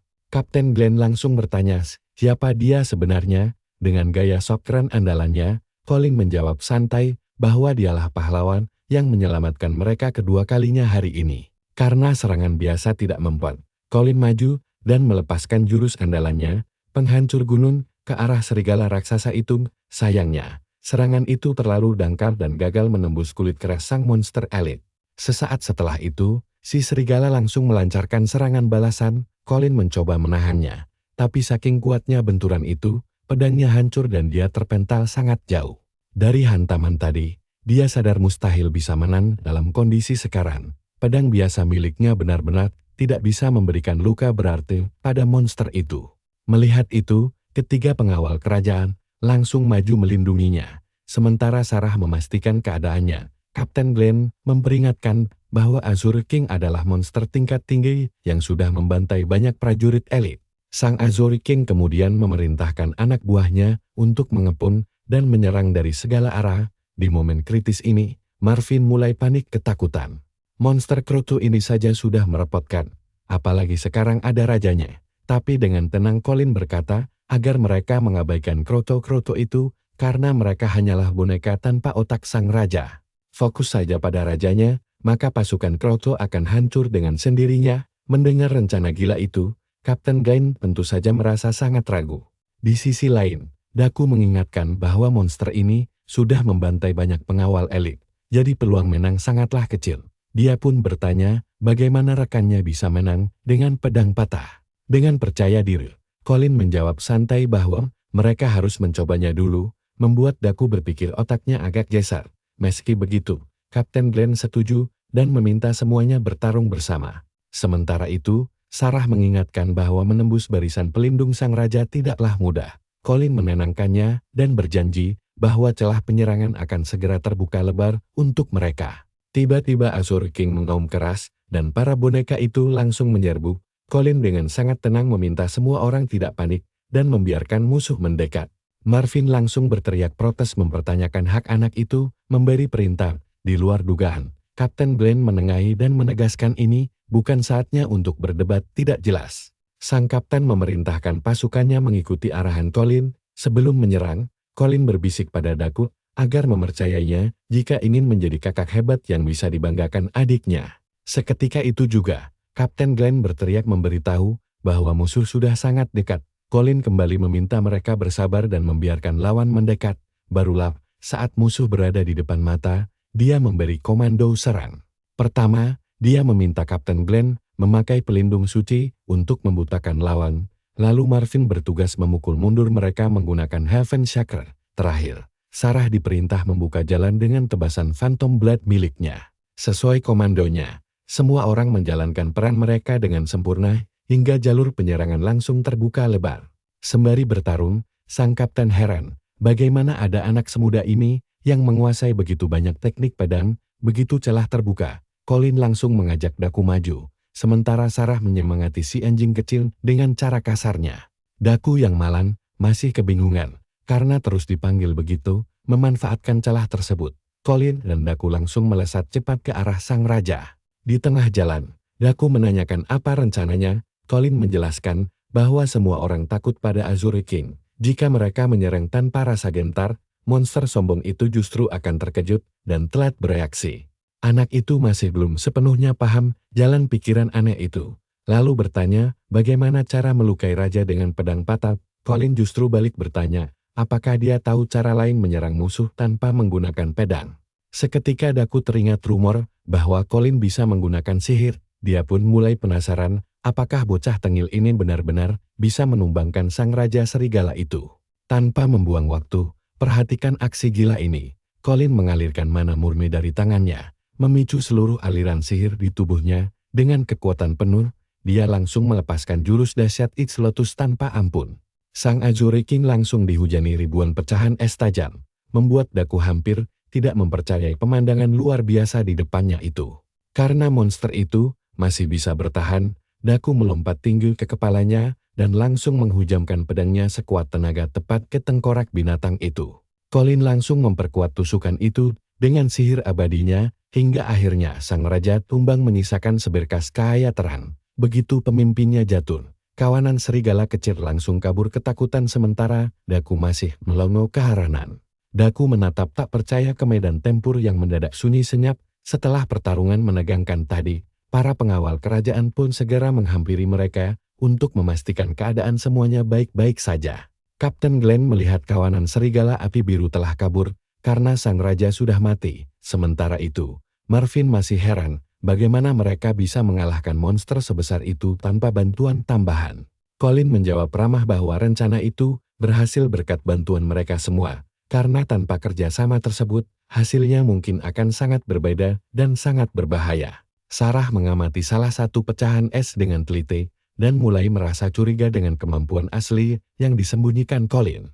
Marvin bergumam bahwa anak itu mengingatkannya pada sang kapten di masa mudanya. Membuat Daku bingung siapa kapten yang dimaksud. Marvin menjelaskan bahwa Marquis Darius Hall dulu memimpin mereka di pasukan Leonheart. Dia lanjut jelasin kalau setelah brigadnya bubar, para anggota yang tersisa akhirnya bergabung jadi pengawal kerajaan. Dengan nada sarkas, dia bilang kalau anjing si nenek tua bahkan tidak tahu info dasar begini. Hinaan itu bikin Daku ngamuk berat.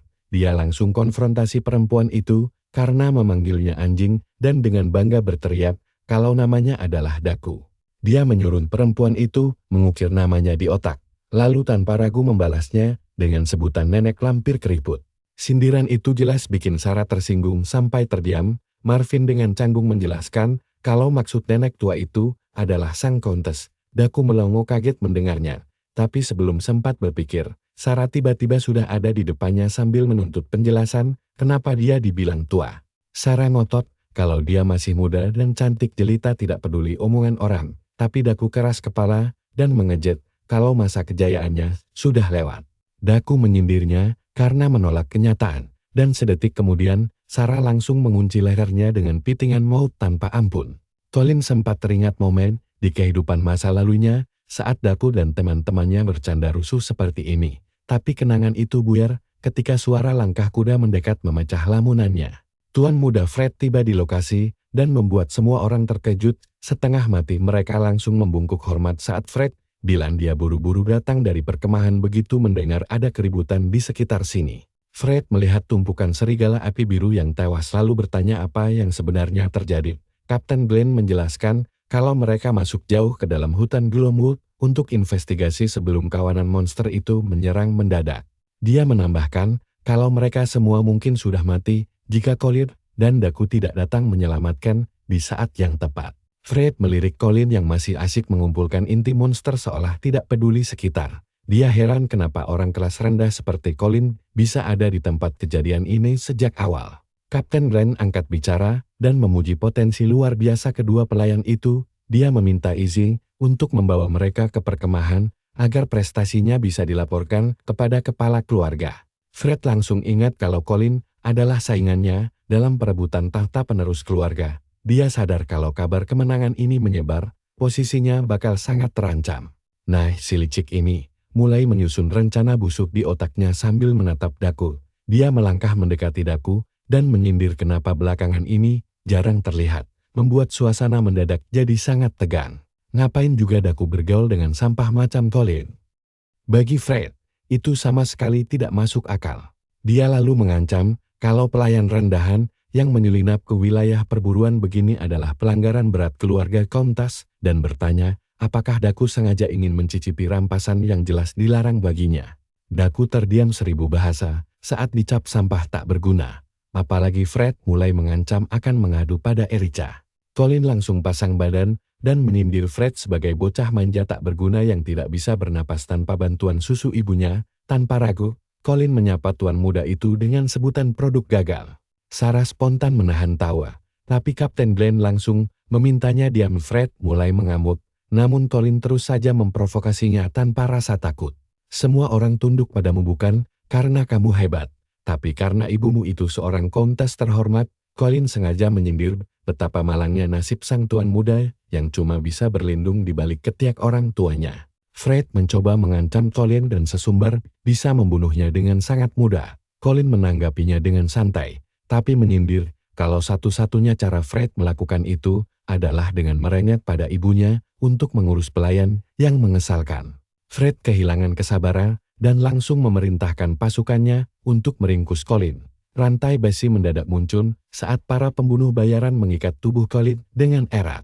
Salah satu pembunuh menempelkan pedang ke leher Colin, membuat suasana jadi sangat mencekam. Pengawal kerajaan langsung mengenali mereka sebagai pisau kekaisaran, sekelompok penyusup elit milik keluarga Williams. Sarah membisikkan reputasi kejam pisau kekaisaran itu, bahkan bangsawan pun gemetar. Heran kenapa sang Countess mempercayakan nyawa putranya pada mereka. Sebelum situasi makin berdarah, Kapten Glenn langsung menengahi dan memohon pada Fred untuk menyudahi konflik ini karena kedua pelayan tersebut datang membantu atas perintah langsung kepala keluarga. Fred menggertakkan gigi dan bertanya apa Glenn berniat melawannya, tapi Colin menyela dan menyuruh Kapten tidak perlu cemas. Dia menyuruh Kapten segera pergi membawa laporan hasil investigasi penting itu. Sarah langsung sadar kalau Colin sedang sengaja mengorbankan diri demi memberi mereka jalan untuk melarikan diri dari sana.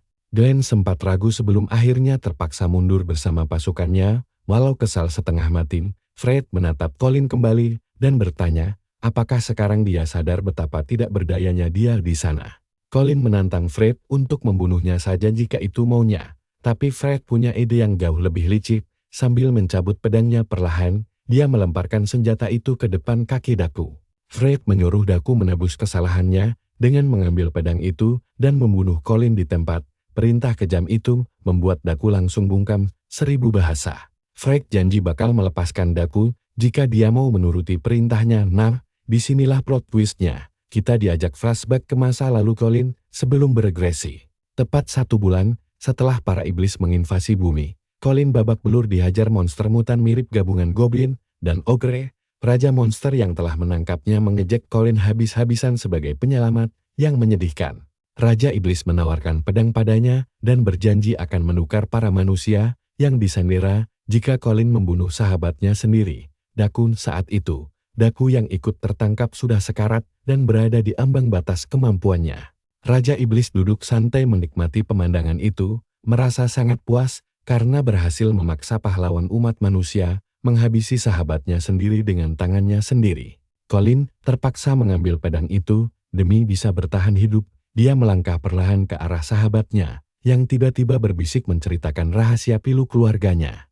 Tidak lama setelah ayahnya tiada, ibunya meninggal dunia akibat penyakit misterius. Kedua anak yatim piatu itu akhirnya diculik lalu dijadikan budak kerja paksa. Daku menceritakan kalau mereka sempat dibeli oleh Marquis Darius. Sialnya, kebahagiaan mereka sirna setelah adiknya dipaksa pindah ke kediaman Williams atas perintah licik istri kedua sang Marquis. Karena wilayah itu masih aman dari serbuan pasukan iblis, Daku memohon dengan sangat agar Colin mau menjaga adiknya sebagai wasiat terakhirnya sebelum dia mati. Dia berbisik kalau adiknya sangat pemilih makanan dan meminta Colin berbohong kalau kakaknya tewas sebagai ksatria legendaris terhormat demi membuat hati sang adik selalu merasa bangga. Colin meminta maaf dalam hati setelah mendengar wasiat terakhir sahabatnya itu, dan luar biasanya, kini di masa depan posisi mereka berbalik dengan Colin yang terikat rantai kematian. Melihat Daku yang ragu-ragu mengangkat pedangnya, Fred mulai tidak sabar dan membentaknya keras kenapa dia tidak segera patuh. Tapi kali ini Daku membela Colin. Dia menantang tuan muda itu dengan menegaskan kalau membunuh orang yang baru menyelamatkan nyawa mereka adalah tindakan salah. Fred mulai bermain kotor dengan mengancam nasib Erica. Dia memprovokasi Daku tentang bagaimana perasaan adiknya jika tahu kakaknya lebih memilih orang asing dibanding keluarganya sendiri. Fred sengaja membocorkan kabar dari pelayan Williams kalau Erica rela kelaparan demi membelikan pedang hadiah untuk kakaknya, bahkan sampai pingsan seminggu yang lalu karena kekurangan gizi. Kabar buruk itu langsung meremukkan mental Daku. Dia berlutut memohon agar Fred menyelamatkan adiknya, dan si tuan muda licik langsung menyuruhnya menghabisi Colin sekarang juga. Colin langsung tertawa kesurupan mendengar hal itu. Saat Fred bertanya kenapa dia tertawa, Colin malah mengejeknya sebagai penakut yang lebih rendah dari anjing. Lalu memprovokasinya dengan bilang bahwa Fred tidak akan pernah bisa membunuhnya. Sebaliknya, dia malah mengusulkan agar dirinya dan Daku bertarung sampai mati, katanya biar suasananya jadi jauh lebih menghibur. Fred mulai agak cemas karena tidak paham apa yang sedang direncanakan Colin. Dia penasaran apa Colin takut pada pedang kekaisaran. Jadi dia memutuskan untuk melihat situasi dengan menyetujui usulan itu dan membiarkannya pergi. Colin lalu melakukan pemanasan saat berdiri di depan sahabatnya, siap bertarung. Melihat pedang Colin mengarah kepadanya, Daku ragu dan bertanya-tanya apa Colin serius. Tapi Fred langsung mengungkit adik perempuannya lagi untuk memaksa Daku bergerak. Di titik ini, Colin ternyata sudah meluncurkan serangannya dan menerjang Daku sekuat tenaga. Daku yang kurang waspada langsung terlempar ke belakang akibat hantaman keras itu. Si karakter utama segera bangkit dan menyerang lagi. Tapi kali ini serangannya berhasil ditangkis oleh Daku. Daku terus bertanya-tanya kenapa dia melakukan ini semua dan memaksanya untuk membalas serangan. Karakter utama kita meminta maaf, tapi dia menegaskan dia tidak mau menjadi orang yang akhirnya mati mengenaskan di sini. Hal ini akhirnya memaksa Daku mengambil kuda-kuda menyerang, membuat karakter utama melompat mundur untuk menjaga jarak. Karakter utama kita kemudian memperingatkan lawannya bahwa dia akan menghabisinya hanya dalam 3 gerakan saja. Sikap sombong ini benar-benar membuat Daku kesal. Dia membalas dengan tegas bahwa dia bahkan tidak butuh 3 gerakan, melainkan akan menghabisinya dalam 3 detik saja. Duel pun makin sengit saat keduanya saling menerjang, tapi tepat sebelum pedang mereka beradu. Karakter utama berbisik bahwa dia tidak akan pernah meninggalkan rekannya. Ucapan itu langsung memicu ingatan masa lalu Daku dan membuatnya sempat ragu sejenak. Daku sadar duel ini hanyalah sebuah pengalihan, jadi dia memutuskan untuk ikut bermain demi membuat kekacauan. Keributan ini menciptakan celah bersih yang langsung dimanfaatkan sang karakter utama untuk melompat maju mengincar Fred Hall. Tapi Fred berhasil menangkis pedang itu di detik-detik terakhir menggunakan sihir petirnya. Melihat lawannya melawan balik, karakter utama mengejeknya karena akhirnya punya sedikit keberanian untuk melawan. Mendengar ejekan itu, anak mami ini langsung naik pitam dan memperingatkan karakter utama agar tidak meremehkannya, karena dia bahkan bisa mengganti popoknya sendiri. Begitu karakter utama terdesak mundur, pasukan pedang kekaisaran bersiap menyerang. Tapi Fred langsung meneriaki mereka untuk tetap mundur. Fred sekarang benar-benar terpancing emosinya dan menegaskan bahwa dialah yang akan menghabisi sang karakter utama sendirian, jadi dia tidak mau ada yang ikut campur. Dia mengumpulkan petir di tangannya dan bersiap menyerang, membuat si karakter utama agak tegang karena sistemnya mendeteksi sumber sihir yang kuat. Untuk mengukur kekuatan lawannya, Colin pun menganalisis statistik Fred dengan sangat hati-hati. Fred ternyata punya ketahanan sihir 0% dan sihir petirnya juga biasa saja. Tapi sistem tetap memperingatkan Colin bahwa dia tidak akan sanggup menahannya di levelnya saat ini. Melihat itu, si nekat ini malah menyeringai lebar penuh minat. Kita lihat apa dia sanggup membuktikannya. Sambil memanggil es baku di telapak tangannya, dia langsung menerjang petir ungu Fred tanpa ragu.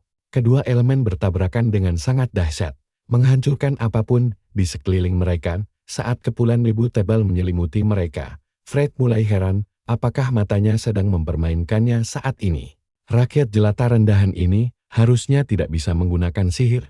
Pertukaran perdana mereka berakhir seri, setidaknya begitu pikirnya dengan sangat percaya diri.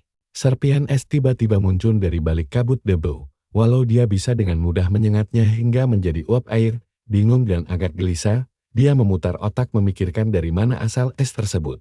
Di saat itu, jagoan kita malah mengejeknya, bertanya santai kemana perginya kesombongan tentang sihir hebatnya tadi. Dengan tatapan tajam yang menembus Fred, dia menyebut anak manja itu pecundang, kata yang paling dibencinya. Semua orang melongo tak percaya melihat seorang rakyat jelata bisa selamat dari gempuran langsung sihir bangsawan. Daku bahkan ragu, apakah matanya sendiri sedang berbohong. Sementara itu, sang tuan muda mulai keringat dingin. Rakyat jelata biasa bisa menggunakan sihir es yang cukup kuat untuk menahan serangannya. Dia pun menghibur diri dengan berpikir ini pasti trik murah belaka. Sambil merapal mantra petir terkuatnya, si bangsawan berteriak lantang bahwa sangat tidak masuk akal jika rakyat jelata rendahan bisa menguasai sihir sungguhan. Jagoan kita bergegas menyelimuti dirinya dengan aura biru samar untuk menahan sambaran petir yang dahsyat. Tapi tiba-tiba ada peringatan buruk bahwa cadangan sihirnya telah habis total. Sihir pertahanannya pun langsung gagal seketika. Efek kehabisan mana menghantamnya dengan sangat keras, membuatnya nyaris tidak bisa berdiri tegak dan harus bertumpu pada pedangnya. Sadar bahwa dia terkepung tanpa ada jalan keluar lagi, dia pun mengertakkan gigi dan menahan hantaman langsung dari petir ungu dahsyat milik Fred. Sang bangsawan sama sekali tidak menahan diri. Dia menyerang dengan niat penuh untuk melenyapkan sosok yang sangat menyebalkan ini untuk selamanya. Saat kulitnya melepuh di bawah panas yang membakar, Colin sangat menyesal karena dia mungkin akan kalah secara mengenaskan dari si penyihir berambut merah untuk kedua kalinya. He menolak keras membiarkan kesempatan hidup keduanya ini berakhir dengan nasib menyedihkan yang sama, lalu nekat merapal sihir meski mananya kosong sama sekali. Sistem buku sihir langsung memunculkan peringatan bahaya bahwa menggunakan sihir tanpa mana akan membuatnya mengamuk liar tanpa kendali. Tapi Colin sama sekali tidak peduli, dan kalian tahu apa? Dia lebih memilih kehilangan akal sehat daripada mati dalam penyesalan. Perlahan, warna matanya pun mulai berubah. Api misterius berwarna biru dan hitam tiba-tiba menyelimuti separuh tubuhnya. Dalam hitungan detik, wujudnya mulai menyerupai iblis yang dia bantai di kehidupan masa lalu. Bahkan buku sihir pun tidak bisa menilai statistik aslinya, hanya menampilkan tanda tanya di semua kategori. Merasakan luapan kekuatan asing yang sangat dahsyat bergejolak di tubuhnya, dia sampai tidak tahu harus berpikir apa. Sakit kepala yang membakar tiba-tiba membuatnya sulit untuk fokus atau sekadar bernapas. Sambil menahan rasa sakit, ksatria jeli ini menyadari bahwa stamina Fred juga sudah hampir habis. Dia pun langsung menghalau semua petir bangsawan itu dengan satu tebasan bersih berbalut sihir. Fred menyaksikan dengan ngeri. Belum pernah melihat sihir semengerikan ini seumur hidupnya. Dia langsung mematung saat jagoan kita tiba-tiba melompat sangat tinggi ke udara bebas. Begitu dia menghujamkan pedangnya ke tanah, serpihan es tajam berukuran raksasa langsung mencuat dari bawah, mengarah tepat ke posisi Fred. Si bangsawan masih sangat yakin bahwa sihir petir tingkat menengahnya sudah lebih dari cukup untuk menghancurkan es yang mendekat. Tapi sayang, dia terlambat menyadarinya, itu semua hanyalah trik pengalihan cerdas, agar Colin bisa menyelinap diam-diam ke belakangnya. Seperti pembunuh bayaran profesional, Colin mendekat dari belakang selagi Fred sibuk menahan hujan serpihan es tajam. Pupil mata Fred langsung mengecil ketakutan seolah melihat ajalnya sudah di depan mata. Di saat kritis, dia nyaris lolos dari maut dengan menumbalkan kuda kesayangannya sebagai tameng hidup. Dia mendarat goyah dengan kaki manjanya yang jarang menyentuh tanah. Sementara pahlawan kita terus memancarkan mana biru dahsyat yang seolah tanpa batas. Melihat napas lawannya yang sudah sangat terengah-engah, si bangsawan sadar bahwa musuhnya berada di ambang batas, sebelum benar-benar pingsan karena kelelahan. Dia merapal jurus pisau Chidori, mengumpulkan sihir petir yang berderak di telapak tangannya, Jagoan kita sama sekali tidak gentar dan menebas sambaran kilat itu dengan mudah, bersiap untuk mengakhiri perselisihan konyol ini. Saat bilah pedang terhenti hanya beberapa senti dari wajah pucatnya, Fred sadar ibunya tidak akan bisa menyelamatkannya kali ini. Dia melompat mundur sambil memejamkan mata erat-erat, merasa hidupnya sudah lumayan berakhir dengan baik. Tepat saat itu, sebuah lingkaran sihir emas yang berkilau tiba-tiba menyelamatkannya, agar tidak tertusuk seperti kue manis. Lingkaran itu membalikkan serangan Colin, menghempaskannya hingga terseret di tanah. Kedua pemuda itu tampak sangat terkejut saat melihat siapa sosok yang menyelamatkan Fred dan menyuruh mereka segera berhenti. Lord Darius memperingatkan mereka bahwa ini bukanlah arena gladiator murahan, ini adalah area perburuan bangsawan. Jadi mereka harus segera menghentikan pertarungan konyol ini sekarang juga. Dari atas kuda tempurnya yang gagal, dia menyarankan agar mereka berduel secara resmi setelah kembali ke kediaman Agung Han. Fred pun menatap ayahnya dengan rasa syukur, sekaligus rasa benci yang mendalam kepada pria itu. Sementara itu, jagoan kita cuma bisa diam menatap dengan mata iblisnya yang menyala-nyala. Begitu sisa sihir liarnya habis terkuras, dia langsung ambruk berlutut karena lemas, lalu perlahan kembali ke wujud manusianya. Merasakan aura sihir aneh yang tipis dari tubuhnya, sang tuan tanah langsung kagum, sekaligus cemas. Colin sadar kalau ancamannya sudah hilang. Jadi dia menyerah pada rasa lelahnya dan pingsan seketika di tempat. Butuh beberapa hari sampai dia benar-benar sadar. Begitu membuka matanya, dia sudah berbaring santai di kasur empuk di dalam kediaman keluarga Hal. Tiba-tiba, dia merasakan sensasi terbakar dari sihir iblis yang kemarin sempat menguasai tubuhnya. Dia langsung terduduk panik buat memeriksa badannya. Tapi untunglah, penampilannya masih normal tanpa ada yang berubah sama sekali. Saat dia bersyukur, karena tidak tumbuh tanduk iblis, sebuah suara lembut yang tidak asing menyapanya dengan hangat, pas menoleh ke kanan. Dia malah melihat temannya yang berwajah pucat mirip zombie. Tampangnya kacau seolah dia yang koma selama 5 hari penuh. Teman malangnya ini langsung menceritakan semuanya. Bilang kalau pingsannya Colin sukses bikin semua orang senam jantung karena panik. Katanya Sarah sampai menamparinya berkali-kali biar bangun, dan Kapten Glenn terpaksa menggendongnya sepanjang jalan menuju ke kediaman besar ini.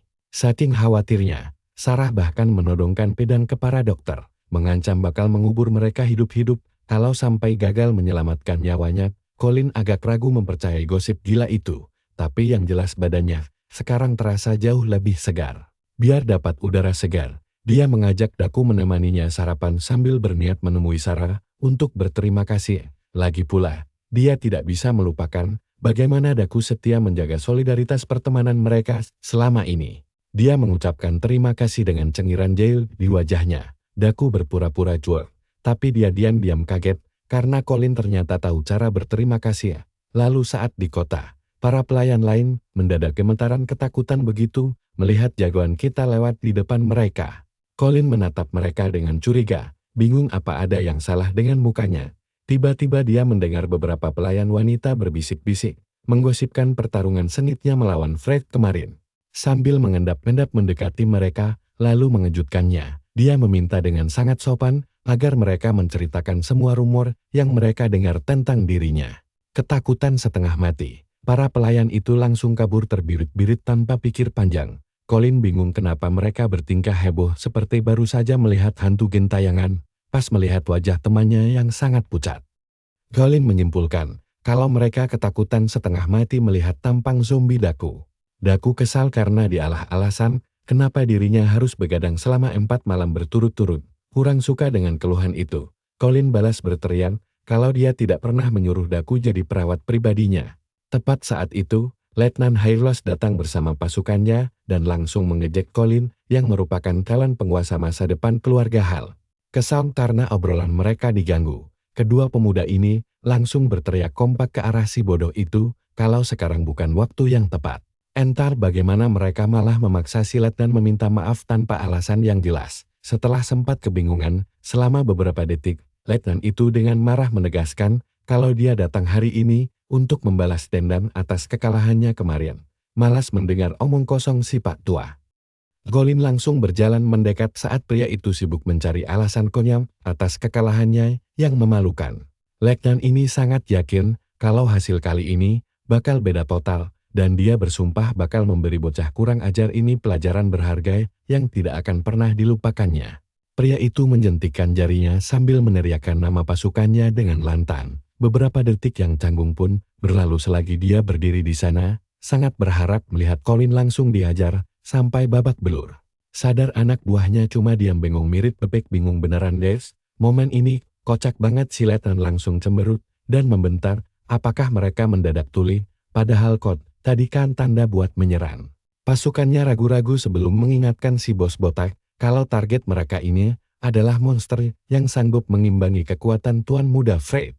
Daku tertawa kecil. Sama sekali tidak heran melihat reaksi mereka setelah menyaksikan sendiri kegilaan Colin saat bertarung. Urat di dahi si Letnan langsung menegang karena menahan malu, karena anak buahnya pada ciut. Dia memutuskan untuk turun tangan langsung demi menyelamatkan harga dirinya yang tersisa. Di saat itulah, matanya tertuju pada pion favoritnya yang kebetulan sedang berdiri di posisi yang sangat pas.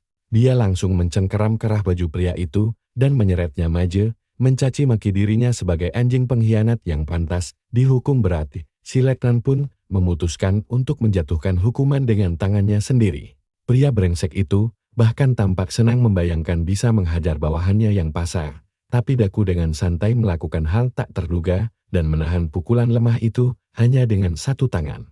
Tangan si Letnan gemetar hebat, tidak berkutik dalam cengkeraman erat Daku.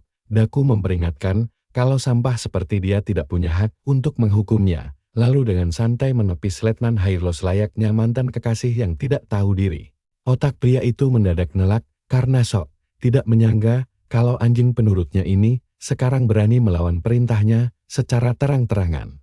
Mendengar keributan tersebut, Kapten Glenn datang dan langsung bertanya kenapa semua orang berisik sekali sepagi ini. Marvin dan Sarah menyusul di belakangnya dengan wajah kesal karena sarapan lezat mereka diganggu. Si Letnan tersenyum jemawa, yakin kalau pasukan pengawal kerajaan bakal memberi pelajaran yang jauh lebih kejam kepada para pembuat onar ini. Penjilat bermuka tebal ini langsung membungkuk rendah di hadapan mereka sambil memuji-muji. Dia dengan cepat melapor kalau dirinya hanya menjalankan tugas mulia untuk mendidik sopan santun kepada bocah kurang ajar yang sedang bergaya aneh di belakangnya. Colin malah memberi hormat santai ke Kapten Glenn seolah tidak terjadi apa-apa. Si Letnan melotot tidak percaya, merasa tersinggung melihat betapa santainya bocah itu berbicara kepada atasan berpangkat tinggi. Tiba-tiba Marvin melangkah maju dan menepis si Letnan, lalu menyapa Colin dengan gembira karena temannya itu akhirnya tersadar juga. Saat ini ia melihat pengawal paling elit malah bercanda santai dengan bocah kurang ajar itu, layaknya sahabat karib kalian harus lihat mukanya, dijamin bikin ngakak. Sesaat dia bahkan mengira kalau ini cuma mimpi buruk di siang bolong. Karena tidak punya pilihan lain, dia protes kalau pengawal elit tidak pantas bergaul dengan pelayan rendahan. Sarah langsung merangkul pundak kaku pria itu dan menegaskan kalau aturan yang dibuat si nenek sihir Katrina sama sekali tidak berguna baginya. Dia juga menambahkan kalau suara cengeng si Letnan benar-benar merusak telinganya, jadi sebaiknya dia diam saja, kalau tidak mau matanya yang satu lagi dipasangi penutup mata tambahan. Setelah peringatan halus itu diberikan, Colin pun bergabung dengan para pengawal kerajaan untuk sarapan. Dia berbalik dengan senyum licin, sambil meminta maaf dengan sangat sopan, karena sudah mempermalukan si bos lagi. Adegan kemudian berpindah ke sebuah kedai minum terdekat, di mana mereka merayakan kesembuhannya. Colin mengaku awalnya hanya ingin berterima kasih, karena pernah diselamatkan dulu, tapi sekarang utang budinya malah bertambah lagi. Sarah mengabaikannya, dan berkata dia senang membantu, karena dia sendiri muak melihat si kepala kentang itu. Kapten Glenn juga mengingatkan kalau Colin sudah sangat membantu mereka saat di dalam hutan. Karena penasaran, Daku bertanya pada Sarah, apakah dia sudah lama mengenal Letnan. Menyebalkan itu, si gadis langsung emosi hanya dengan membayangkan pria berotak udang tersebut. Karena ingin mengalihkan topik pembicaraan, Kapten Glenn membahas hal penting yang sudah lama ingin dia bicarakan. Hanya tersisa 3 ksatria elit di pasukan mereka, dan dia ingin mengajak mereka berdua untuk bergabung. Colin tetap tenang, tapi temannya hampir gila mendengar ide kalau seorang prajurit cadangan seperti dirinya bisa menjadi anggota pengawal kerajaan. Glenn menegaskan kalau ini kesempatan emas karena mereka akan mendapat semua fasilitas mewah khusus pelayan kelas atas. Tapi Colin langsung menolak tawaran itu tanpa ragu, bilang kalau dia tidak tertarik bermain ksatria-ksatriaan. Targetnya sudah tertuju pada sesuatu yang jauh lebih besar, dan dia tidak sudi menurunkan standar ambisinya demi apapun. Perkataannya itu sukses membuat seluruh rombongan peminum di sana langsung terdiam melongo. Salah satu dari mereka menyarankan agar dia berhenti mengejar mimpi konyol menjadi penguasa wilayah, karena mengalahkan tuan muda saja tidak cukup menjadi alasan untuk bersikap sombong. Gadis itu menyela sambil mabuk berat, meralat ucapan pria tadi dengan menegaskan bahwa apapun yang Colin gunakan, itu pasti adalah sihir, menunjuk ke arahnya dengan kasar. Dia menduga Colin juga memakai sihir serupa saat mengalahkan Azure King. Jagoan kita diam saja, membiarkan semuanya mengalir. Sementara pria satunya bingung setengah mati, bagaimana bisa seorang mantan budak menguasai sihir sehebat itu. Kakek tua itu ikut campur mendesak si bocah memberi penjelasan. Colin sadar bahwa cepat atau lambat mereka pasti akan mengendus rahasia besarnya ini. Walau mereka menatapnya dengan tajam, dia malah senang, karena sudah menyiapkan cerita karangan layaknya tukang tipu profesional. Sekarang semua mata tertuju padanya, wanita di sana sudah hampir menuduhnya melakukan sesuatu. Sementara Colin sendiri sempat merasa agak cemas dengan reaksi heboh mereka nanti. Dan tebakan terbaiknya, gadis itu malah mengira Colin adalah mantan bangsawan terhormat, membuat cowok ini ketakutan setengah mati tanpa alasan jelas. Colin masih kebingungan sementara si gadis terus mengoceh, bangga karena merasa berhasil membongkar identitas rahasianya. Saking mabuknya, dia malah mengarang cerita kalau Colin adalah anak haram yang berakhir menjadi budak.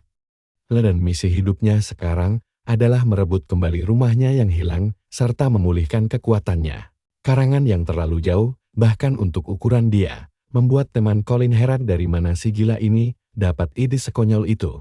Jagoan kita sih cuma tertawa. Colin hanya perlu mengiyakan saja ucapan gadis itu, dan dia langsung melakukannya demi menciptakan skenario identitas baru. Mereka semua mengira dia jujur. Bahkan Colin mulai berakting sedih, mengeluh betapa malangnya nasib seorang mantan bangsawan yang kehilangan arah hingga berakhir menjadi budak. Pidato penuh emosinya itu terasa begitu menyentuh sampai-sampai orang yang meragukannya kini malah iba. Sementara dia bersumpah merebut kembali semua miliknya yang hilang. Walau yang lain berhasil dikelabui, sahabat kita satu ini berpikir tidak mungkin kebohongan sekonyol itu bisa menipu Kapten Glenn juga.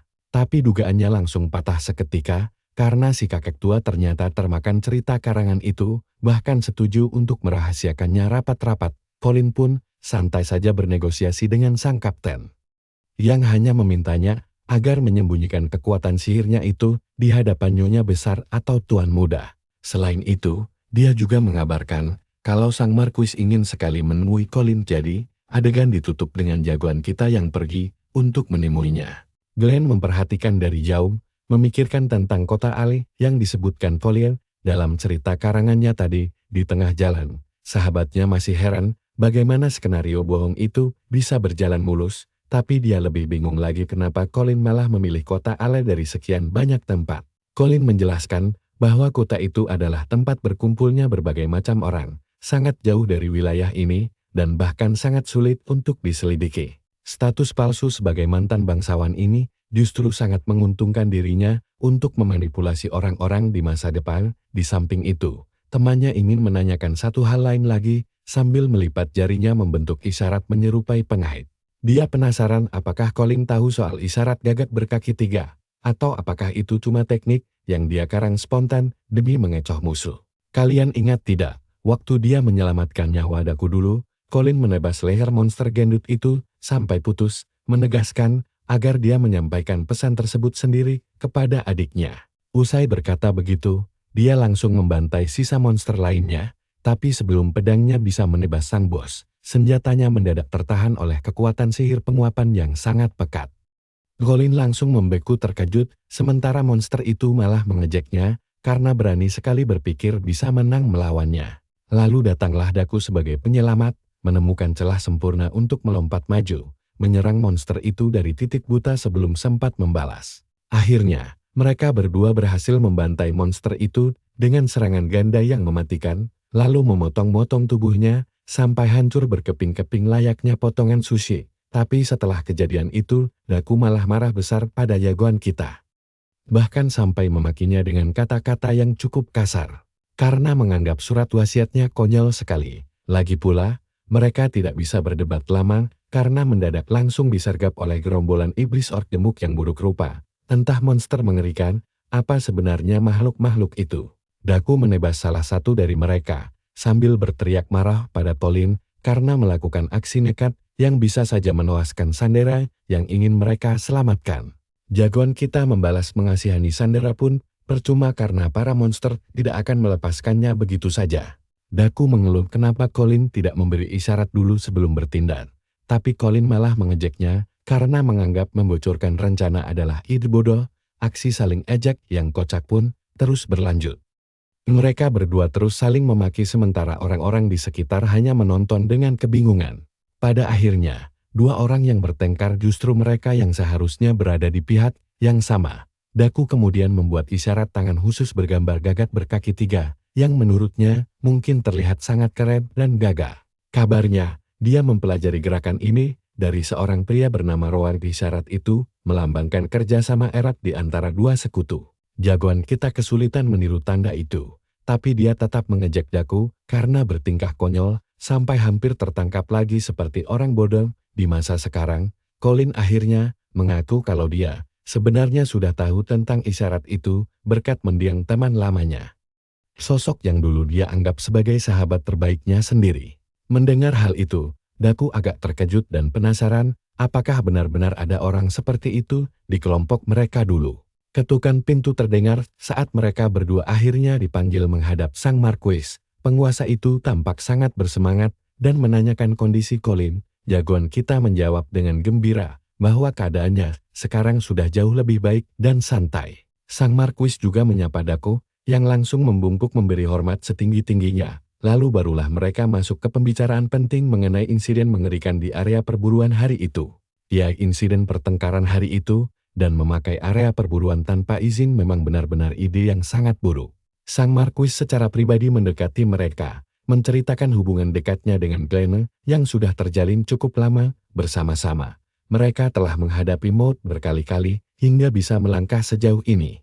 Karena itulah, Sang Marquis sangat takut kehilangan mereka, dan dia sangat menghormati kedua pemuda ini karena telah menyelamatkan teman-temannya. Daku menimpali dengan rasa sesal mendalam, karena pada akhirnya mereka gagal menyelamatkan lebih banyak rekan sejawat.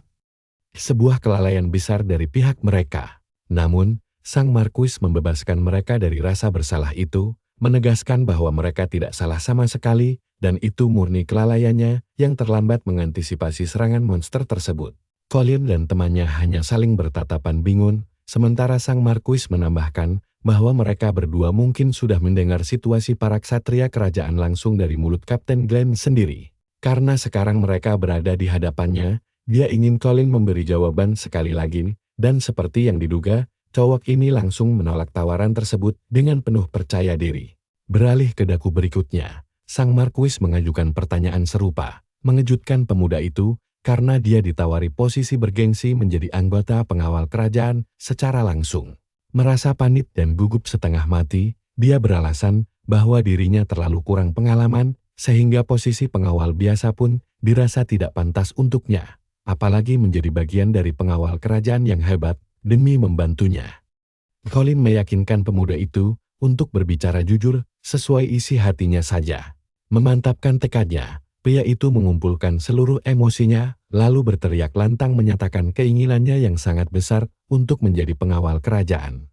Keputusannya sangat jelas, tapi coba kalian lihat kejutan berikutnya. Sang Marquis menawari Colin hadiah pilihan sendiri, dan dengan kebebasan penuh itu, Colin langsung mengajukan permintaan serius, membebaskan Erica, adik perempuan Daku yang kini masih menjadi pelayan keluarga Williams. Pilihan hadiah itu tentu saja membuat Daku terkejut setengah mati. Karena dia sama sekali tidak menduga hal ini, Colin tetap teguh pada permintaannya, menjelaskan bagaimana sepasang kakak beradik ini selalu bersama sampai akhirnya tiba di keluarga Hal. Dan sayangnya kondisi fisik sang adik dinilai terlalu lemah. Padahal Daku hanya ingin adiknya tetap berada di sisinya. Sang Marquis kembali bertanya untuk memastikan apakah itu memang keinginan tulusnya. Colin mengakui kalau dia punya ikatan persaudaraan yang erat dengan temannya ini, yang tanpa ragu dia anggap sebagai sahabat terbaiknya sendiri. Itulah kenapa dia tidak mau meninggalkannya begitu saja saat temannya jelas-jelas sedang dalam kesulitan besar. Ekspresi wajah Daku langsung datar. Dia sama sekali tidak menduga akan mendapat pujian setinggi itu, sementara Colin tetap bersikeras agar Daku bisa berkumpul kembali dengan adiknya. Ikatan persaudaraan serat itu di antara rekan seperjuangan mengingatkan Sang Marquis pada sekutu setianya sendiri. Sayangnya, karena masalah ini melibatkan keluarga besar William, segalanya tidak akan berjalan mudah atau cepat, dan seketika itu juga, Sang Marquis meminta agar Daku keluar dari ruangan terlebih dahulu. Pemuda itu pun bersiap pergi, namun di dalam kepalanya dia kembali merenungkan tentang siapa sebenarnya sosok Colin ini. Sekarang, setelah jagoan kita hanya berdua saja dengan Sang Marquis, sang penguasa mulai membahas topik lain, mengingatkannya pada hari ketika Colin menantang Trash bertarung.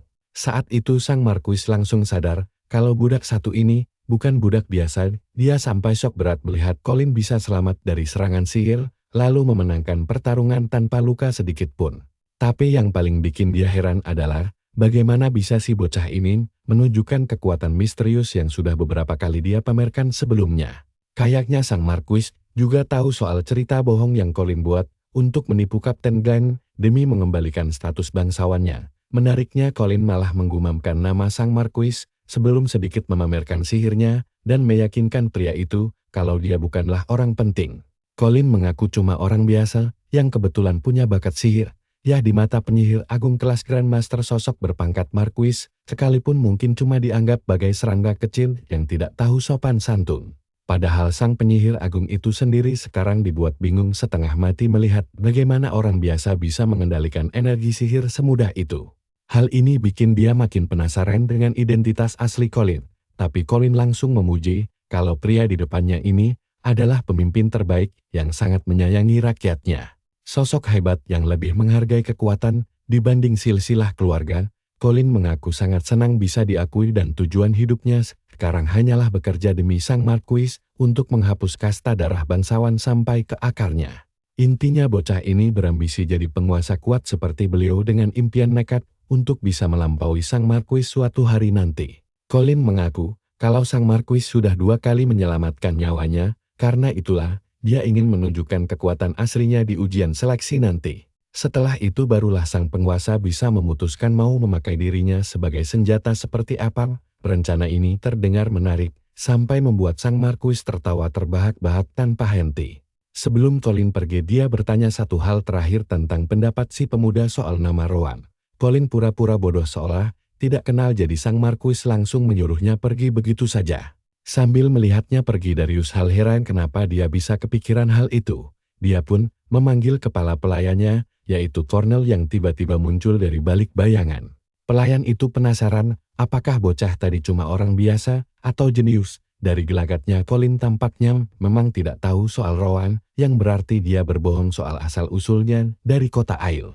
Karena kebohongan itu sang pelayan tidak sepenuhnya percaya dan curiga ini adalah bagian dari konspirasi mengingat mereka pernah mengalami kejadian serupa dulu. Dan dia sepertinya istri Sang Marquis sendiri yang pernah mengkhianatinya dulu. Singkirkan itu dulu sang pelayan menyerahkan sebuah catatan berisi info terbaru dari Spirit Cat. Darius penasaran info apa yang mereka dapatkan. Di adegan berikutnya bocah kita sudah pulang ke rumah sambil memandangi barang-barang jarahan berkilau miliknya, mulai dari bahan langka koin hingga ramuan. Semua berkat kecerdikan Colin menukar hasil rampasan perangnya dengan persediaan penting, dan dengan barang-barang baru ini, kekuatannya pasti bakal langsung melonjak drastis. Tapi di saat bersamaan nama Rowan terus mengganggu pikirannya, dan membuatnya bertanya-tanya, siapa sebenarnya orang itu? Satu-satunya momen dia mendengar nama itu, adalah saat Docu mengucapkannya, di kehidupan lampau tapi cuma sebatas itu saja. Apalagi cara Sang Marquis mengatakannya seolah-olah Colin wajib tahu siapa dia. Tapi ya sudahlah, dia memasukkan manik kecil ke tabungnya berencana menanyakannya langsung pada Docu nanti. Selanjutnya dia mengaduk semuanya menjadi ramuan, lalu langsung meneguknya habis. Begitu cairan itu masuk ke tenggorokan Colin langsung merapalkan mantra untuk membuka buku sihirnya. Artefak kuno itu langsung memunculkan lembaran kertas melayang di depannya, sementara dia terus meminum sisa ramuan lain dan melempar botol kosongnya ke tumpukan. Demi mencoba eksperimen baru Colin, memusatkan energi, dan merapalkan sihir penyerapan membuat seluruh ototnya tegang seketika. Sistem langsung mengonfirmasi penyerapan mana meningkatkan kapasitas mananya sebanyak 1 poin. Nah lo bisa-bisanya sistem di sini malah kebalikan dari sistem legendaris di solo leveling. Colin menyadari kalau mencampur inti monster AP dengan Jade Sovereign Grass bisa menaikkan kapasitas mana. Info dari bukunya sih begitu, tapi ramuan ini cuma menambah maksimal 3 poin akan kadang zone. Dia tidak mau kehilangan kendali lagi saat kehabisan mana, makanya dia berniat meningkatkan ketahanan sihir dulu.